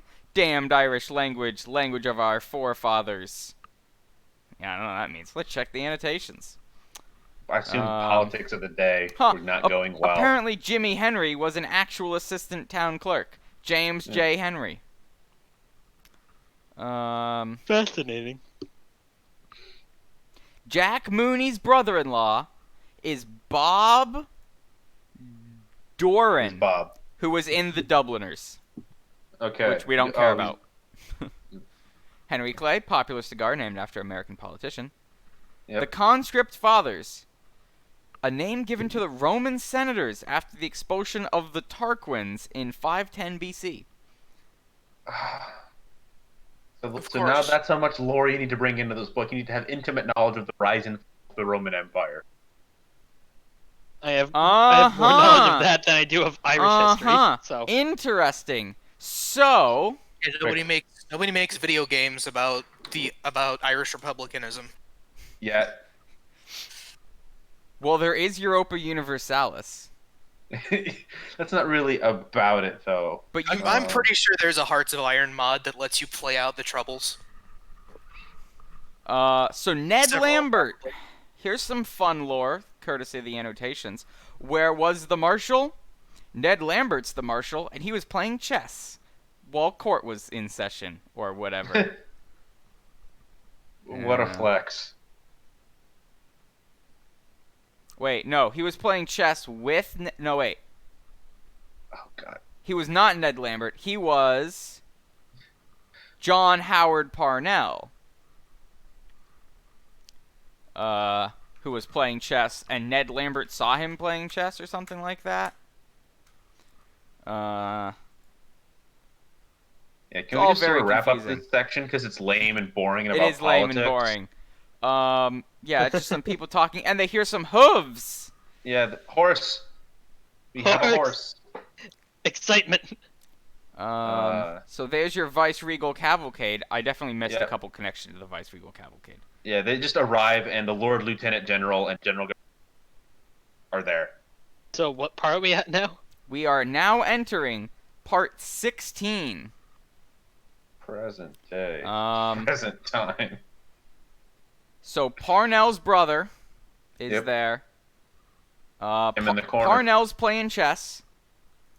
Yeah. Buck Mulligan's here. Oh, And yeah, he Haynes. is. And they're taking some melange, which is a type of drink, or for all three of you who've read Dune, a thing that's in Dune. I haven't read Dune. Yeah. I plan to read Dune. Most people. That's true. Most people. So we got Mulligan. That's gonna be the next book club book. It We're gonna could. read Dune. No. Totally be down to read Dune for book club. We should read something lighter next time, but come on, we gotta get Like through Industrial this because, Society and its future. yeah. A famously brief, short, and lighthearted book, Industrial Society and Its Future. Theodore J. Kaczynski. Dr. Theodore J. Kaczynski.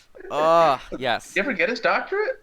I didn't Yeah, think he's a he doc- did. he got his doctorate in mathematics. He's referenced in math papers. Not yeah, that's regularly, but Which I was, thought- which was great because they annotated better it known as for other works. they annotated him as Dr. Kaczynski, better known for his other work. Yeah, I thought boundary functions was his master's thesis. I didn't realize he got the doctorate. But I'm just trying to skip this part because they reference about how they missed Daedalus's lecture on Hamlet, which unfortunately we didn't miss Daedalus's lecture on Hamlet because we had to read through it. Unfortunate. But they do hit Daedalus with an epic own by saying that Shakespeare is the happy hunting ground of all minds that have lost their balance. So Parnell's brother is here, We need a which is the soundboard. chess man. That's And what the the podcast is missing. More wacky sound effects. Like this is a morning talk show. We have about the same amount of class, so You're listening so to that's- 102.4 The Badger. Look, traffic's just harder on the I-95. Don't get caught in that heat. And come at the top of the hour, we're giving away a brand new car. It's terrifying how Don't good read Brandon that. is at the used car salesman impression. the John best part is Discord kept cutting you Howard off because it didn't like how loud you Parnell. were being. Which So might I imagine the whole be time the Discord was chess just like, man. shut the fuck up. Make it Is stop. question mark? John Howard Hmm. Parnell. The one-legged sailor comes back, so that's cool. Yeah, so James Howard Parnell is either the chessman or the chessman's opponent. Yeah, the one-legged sailor's back. I'll remember him. They do this hilarious bit, right? So they get some cakes, and then they're like, we call it DBC because they have damn bad cakes. Oh, And then he's like, oh, you missed Daedalus talking about Hamlet. Sadly, we did not miss Daedalus talking about Hamlet. No. I'm sorry, God, he it said. haunts Shakespeare me. is the happy hunting ground of all minds just that have said that. lost their balance. Yeah, so Keep up. you oh, It's you worth missed, you missed repeating Daedalus' twice. lecture on Hamlet. you listen. God, I wish It's- that were me.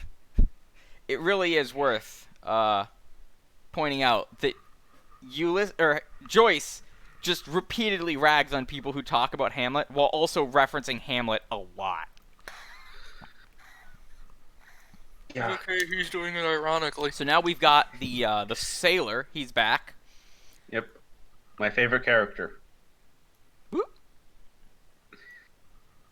How's the chart looking, fellas? It's looking. Dense. Good. Boy, that sure is a chart.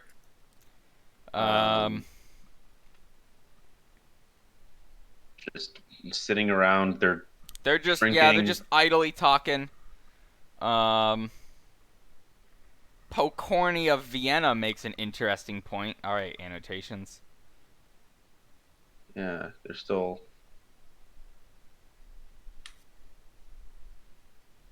Haynes's remark is a reaction to the extraordinary wave of irresponsible speculation about Shakespeare in the later half of the 19th century.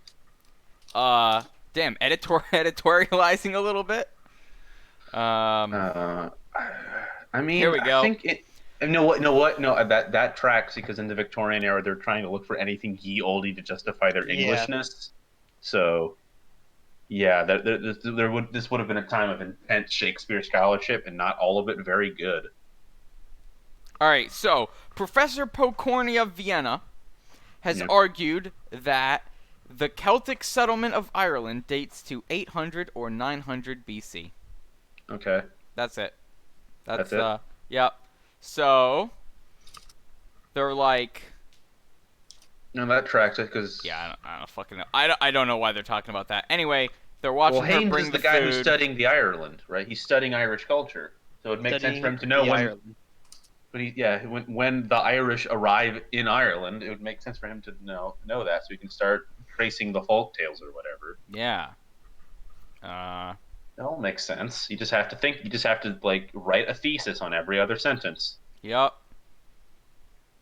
And then they eat food. Yeah. Yep. Which is important. End 'cause- scene. Almidano Artifoni. Yeah, it is. Did we meet this person before? Yes, we did. Yep. In Yeah, part this is- 6, this was the dude that was talking in Italian. Right. 1, The 2, very Italian 3, person. 4, 5. Almidano and Artifoni. He's Yes. back. And he's with Cashel Boyle O'Connor. Fitzmaurice Tisdale Farrell There we go. with stick umbrella dust coat dangling, shunned the lamp before Mr. Law Smith's house, and crossing walked along Marion Square. Of course, it's stick umbrella dust coat. One word. Yeah, stick umbrella dust coat dangling. Yeah, it's just dangling out there for everyone to see. It do be dangling. Distantly Jeez, behind man, him, put a that blind away. stripling tapped his way by the wall of College Park. So there's just some random blind dude in the background. No, is that the same blind guy that Bloom interacted with earlier? Did Bloom interact with a blind guy? Yeah, he did. He sees a blind guy and he thinks like, if he's blind, he must have other good senses. That would have been in. Was that when we first saw Bloom? I think so. In part 10? You want to go back to part 10? I don't have anything in my notes about that. No, but I just know that Bloom interacted with a blind man. So let's just say I'm right and move on. We'll take your blind. word for it. Yeah. Blind. My ego isn't big enough. Yeah, I'm not seeing anything. But there was a blind man in the book already, for sure. Well, they didn't use the word blind. No, of course not. James is using. Mr. Joyce is using he is really working out his thesaurus. All right, so we're on 17. Yeah. And Ardolfini's now 4:50. walking. Yep. And he Almidano walks. Artifoni. He's walking And he past walks. Hawley Street, past Sewell's yard. Behind him is And he walks. Cashel Boyle O'Connor, Fitzmaurice Tisdale Farrell, and his stick umbrella dust coat. Yep. And then they're still walking.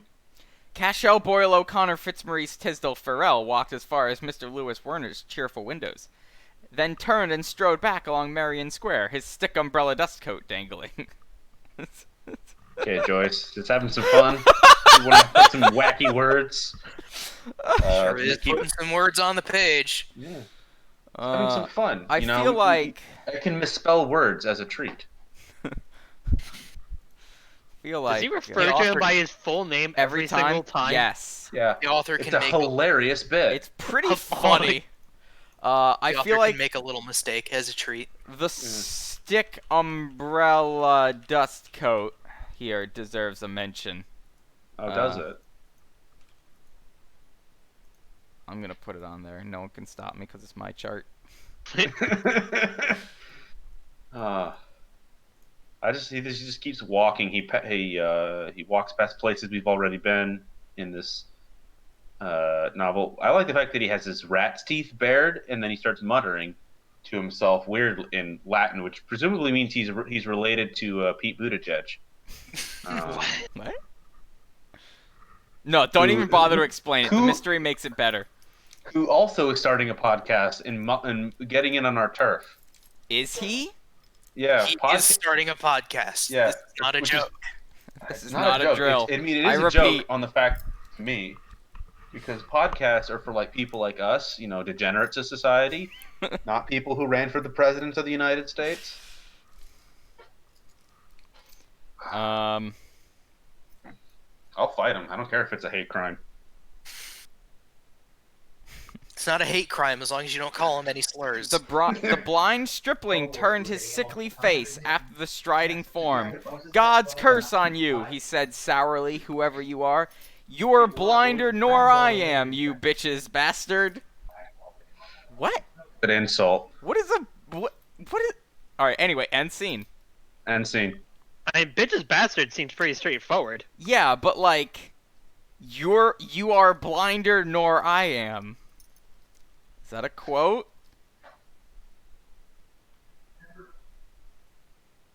I guess he's the blind guy's yelling at Mr.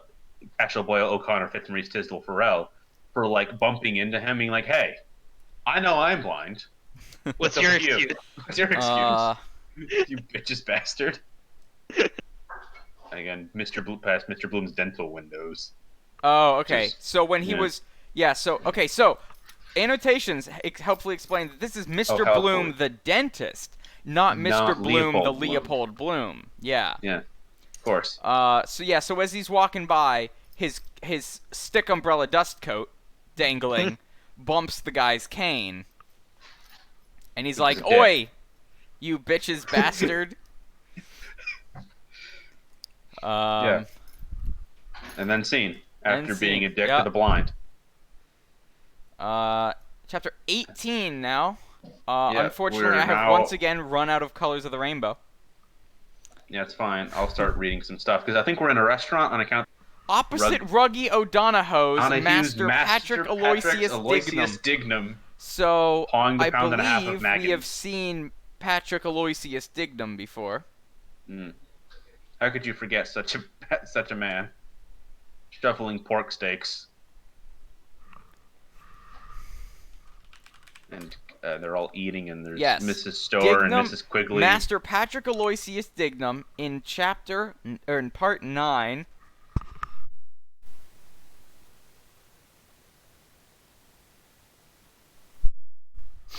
There he is. Patrick Aloysius Dignam.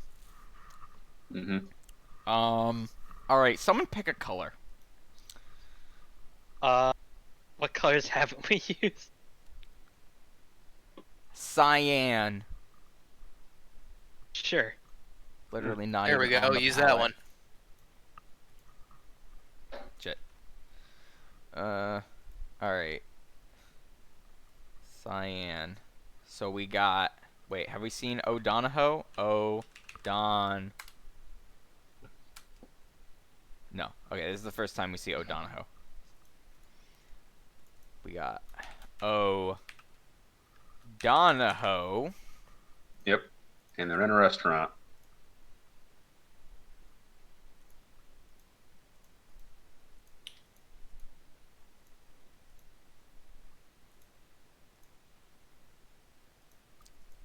What the fuck? Oh, there we go. Okay, color picker. Alright, O'Donohoe. O'Donohoe is here with Patrick Aloysius Dignam, who, if you'll recall, had bought some steaks. Yes. He sees sure the did. poster of Mary Kendall. Mm-hmm. And he thinks about boxers. Yep. He also thinks about how his dad is dead. Yeah. But he only thinks a little bit about it. Yep. He's mostly thinking about this fight with a Yeah, the 50 Corbett sovereign Fitzsimmons prize fight. match. Yeah. Yes. Oh, this the was one you were talking about earlier. This was actually a very famous boxing match because It went on for 37 rounds and ended in a draw. And after this, Yep. they wrote down actual rules for boxing. Well, no, that was a different boxing Oh, match. that was a different fight? This is the Corbett Fitzsimmons fight, which is very famous because it was filmed and Oh. distributed around the world in I places see. where boxing was illegal. And also, it was it was the earliest surviving film shot in widescreen. Oh. It was also one of the longest films. It was about 45 minutes long. This is 1903. Okay, like this is huge. Like movies That's a lot before of this point film. were like 7 seconds long, and we're like a guy sneezes, two people kiss, a woman does half a can, and then we all of a sudden you can sit in a cold room for a half an hour plus and watch two guys wail on each other in Nevada, because Nevada was where boxing was legal. Because everywhere else it was banned because of sports betting and because it was sinful. But the And best controlled by the pucker for mob. science was Jem Corbett before Fitzsimmons knocked the stuffings out of him, dodging and all. Yep. And then he sees a red flower in a toff's mouth. Oh my god, you guys are still here? Yeah. Welcome to the We're podcast. we are on the almost done. last asterisk chapter, or part of this chapter. Yeah, so Master Dignam sees a red flower in a toff's mouth. What's a toff? A rich or upper class person. Now, I speculate that this is the flower that Blazes Boylan had in his mouth. So I'm going to draw a dotted line. Fuck it. Yeah. So we're with rich people now, on account of there's people wearing sashes and there's guys whose title are sergeant major, and they're drinking sherry. But yet There they're we thinking go. about boxing. Pugilism. Yeah. The blooming stud was too small for the buttonhole of his shirt. He met schoolboys with satchels. I'm not going tomorrow either. Stay away till Monday. He met other schoolboys. Do they notice I'm in mourning? Yeah. No, we This- totally forgot. This guy's got some boring thoughts. Yeah, so he's thinking about how there was a coffin, and Pa was inside it, and Ma crying in the parlor, and Uncle Barney telling the men how to get it round the bend. A big coffin it was. Last night, Pa was boozed. He was standing on the landing there bawling out for his boots to go out to Tunney's for to booze more, and he looked bloody and short in his shirt. Never see him again. Death, that is. Pa's dead. My father is dead. He told me to be a good son to Ma. I couldn't hear the other things he said, but I saw his tongue and his teeth trying to say it better. Poor Pa. That was Mr. Dignam, my father. I hope he's in purgatory now because he went to confession to Father Conroy on Saturday night. The end. It's really cool to me how Joyce changes the dialogue, like the inner monologue, based on how dumb the character is. Yeah. Like you've got Stephen Daedalus, and it's all flowery poetry, and then you've got who the This hell's dumb this guy? motherfucker. Is Master Dignam, Yeah. who's thinking very dumb thoughts. It was like, and because his dad died by drinking himself to death. yup. Poor Pa. Like death, that is. Pa is dead. My father is dead. That's like bad on purpose writing. So I want to just contrast this with Stephen Daedalus's 438. She is drowning. Agenbite, save her. Agenbite, all against us. She will drown me with her eyes and hair. Lank coils of seaweed hair around me. My heart, my soul, salt green death. Meanwhile, Pa's dead. Yeah, so like there is really dad's strong dead. characterization in the style that Joyce is doing here. So like good noveling is happening. yeah, oh There's for just- sure. Like this is a great novel. There's just all this other stuff that gets between a The normal good bits. person and this. Like I could not imagine trying to just sort of read this on your own casually. Yeah, no, this is a good book for a book club because it does Yeah. require a team of professionals. This is a hardcore book for hardcore book readers. No scrubs. No scrubs. No casuals. Get out here with your Harry Potter and your hungry None of you games. for and your- fun readers. This is for glory only. Now we've got part 19. Yeah. Which is Bonus mission. this is where they describe the cavalcade. Finally, what we've all been wanting to know more about. What was the king's Cavalcade. agent doing? Yeah. So the cavalcade kind Kernan. Kernan. Mm-hmm. Earl of Dudley.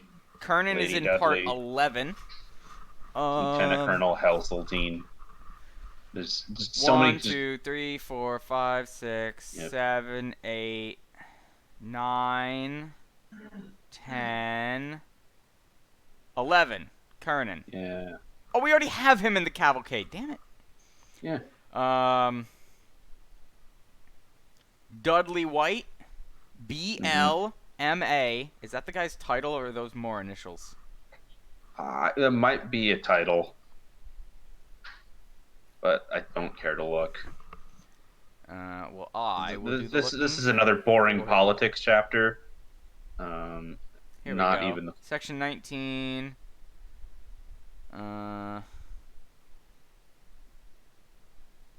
Mr. Dudley White, Bachelor of Laws, Master of Arts, Barrister. All right, he doesn't matter. So anyone at this point that we haven't already seen obviously is not going to like appear again or have connections before. So we're just looking for existing people. We got Richie Goulding. Goulding? Yeah. Goulding? Does this search actually work? Eh, Oh, it does. It will actually show up names. Okay, cool. it can be a bit finicky for no goddamn reason.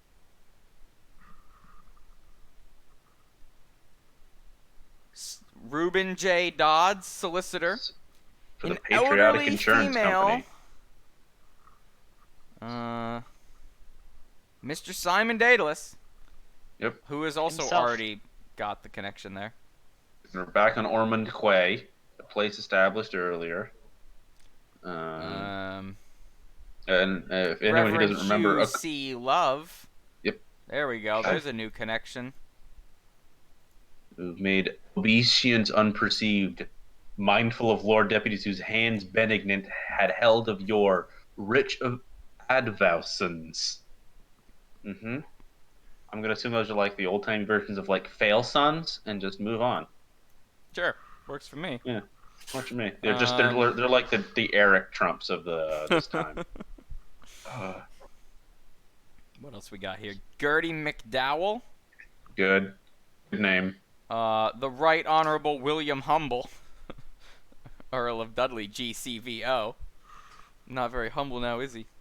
Who passes by the Nosy watch shop. Flynn and Tom Rockford. Yep. Who were there? Yep. Nosy Flynn. He Tom sees the Rockford. Earl, takes his hat off, does a gesture because you got to perform for the royalty, for they are God's chosen masters on earth.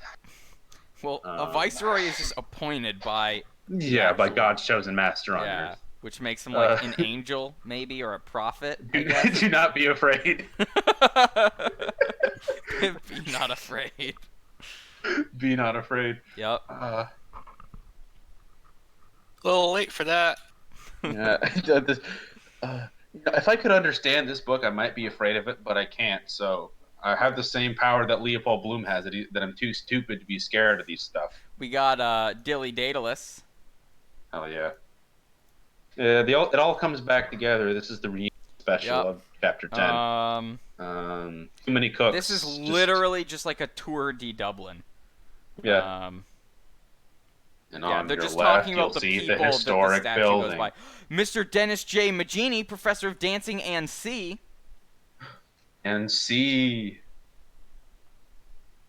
Yeah. Like Okay, a plus so- C or a C squared And kind of C is another way of writing, etc. Apparently, literally, that's Yeah. how he was listed in like the phone book. Because Joyce just grabbed the phone book and looked for some people, and he saw Mr. Dennis J. Magini, professor of dancing and C. Gaily apparent. Professor of dancing and freelance other- flower And arranging. Professor of other other things. Yeah, stuff, we don't yeah. know what the other things are. Presumably like song or something.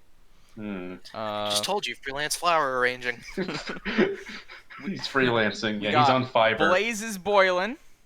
Yep. Our Is boy he now? Blazes Boylan. We got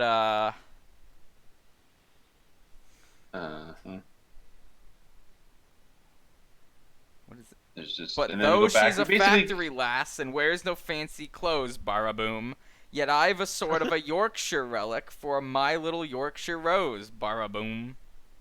Yeah, They're he's playing a just sort of- song. Yep.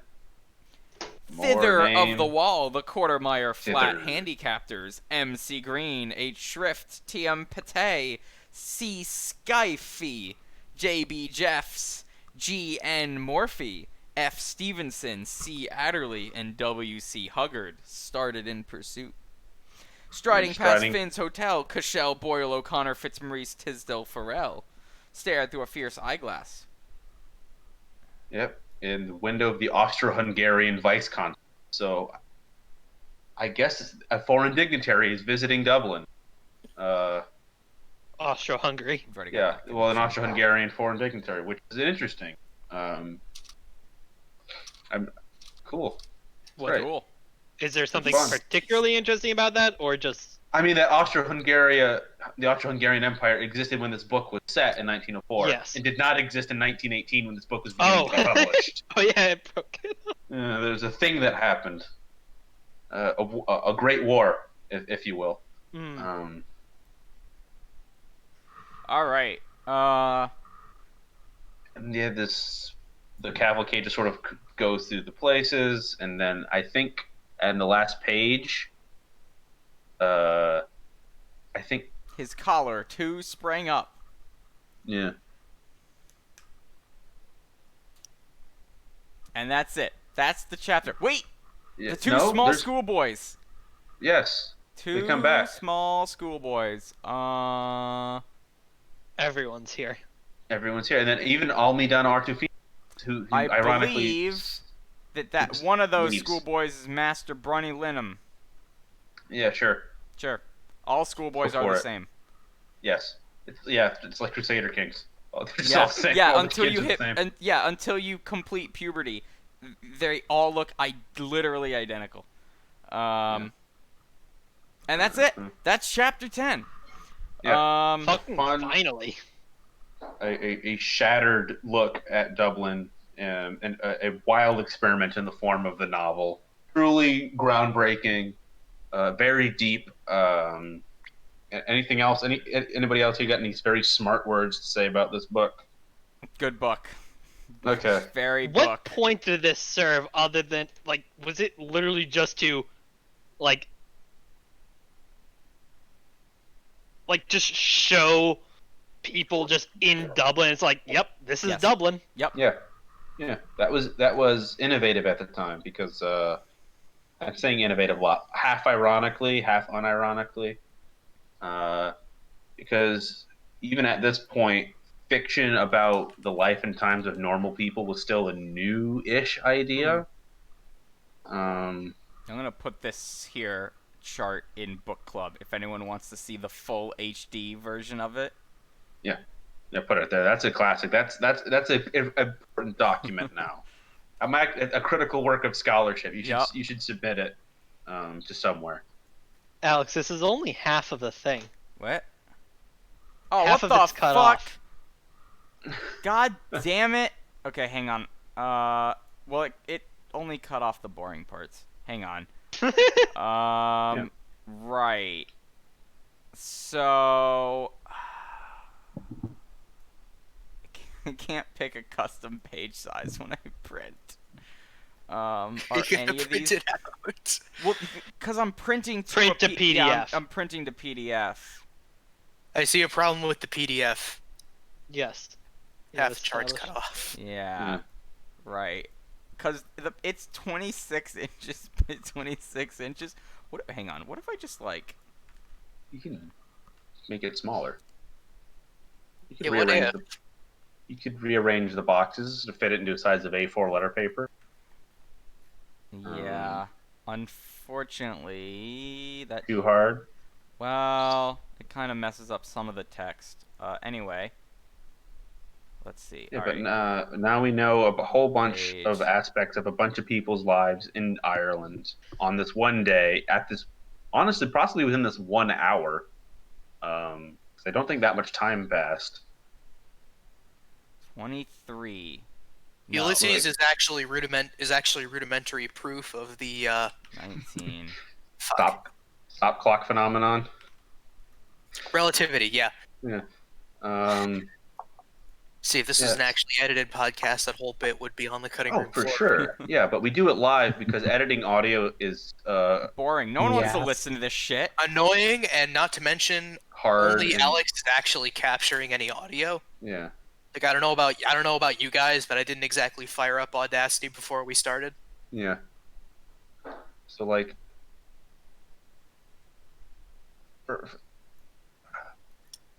Ah, I see. Okay, if I get the aspect ratio correct, then I believe That aspect ratio being 8.5 by 11. 2.35 to 1. No, yeah. It's in CinemaScope. This fucking sucks. in order to understand Ulysses' movie. Oh! Okay, I got it. Hang on.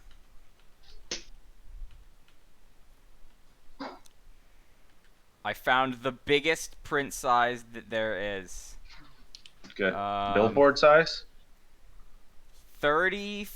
Where is it?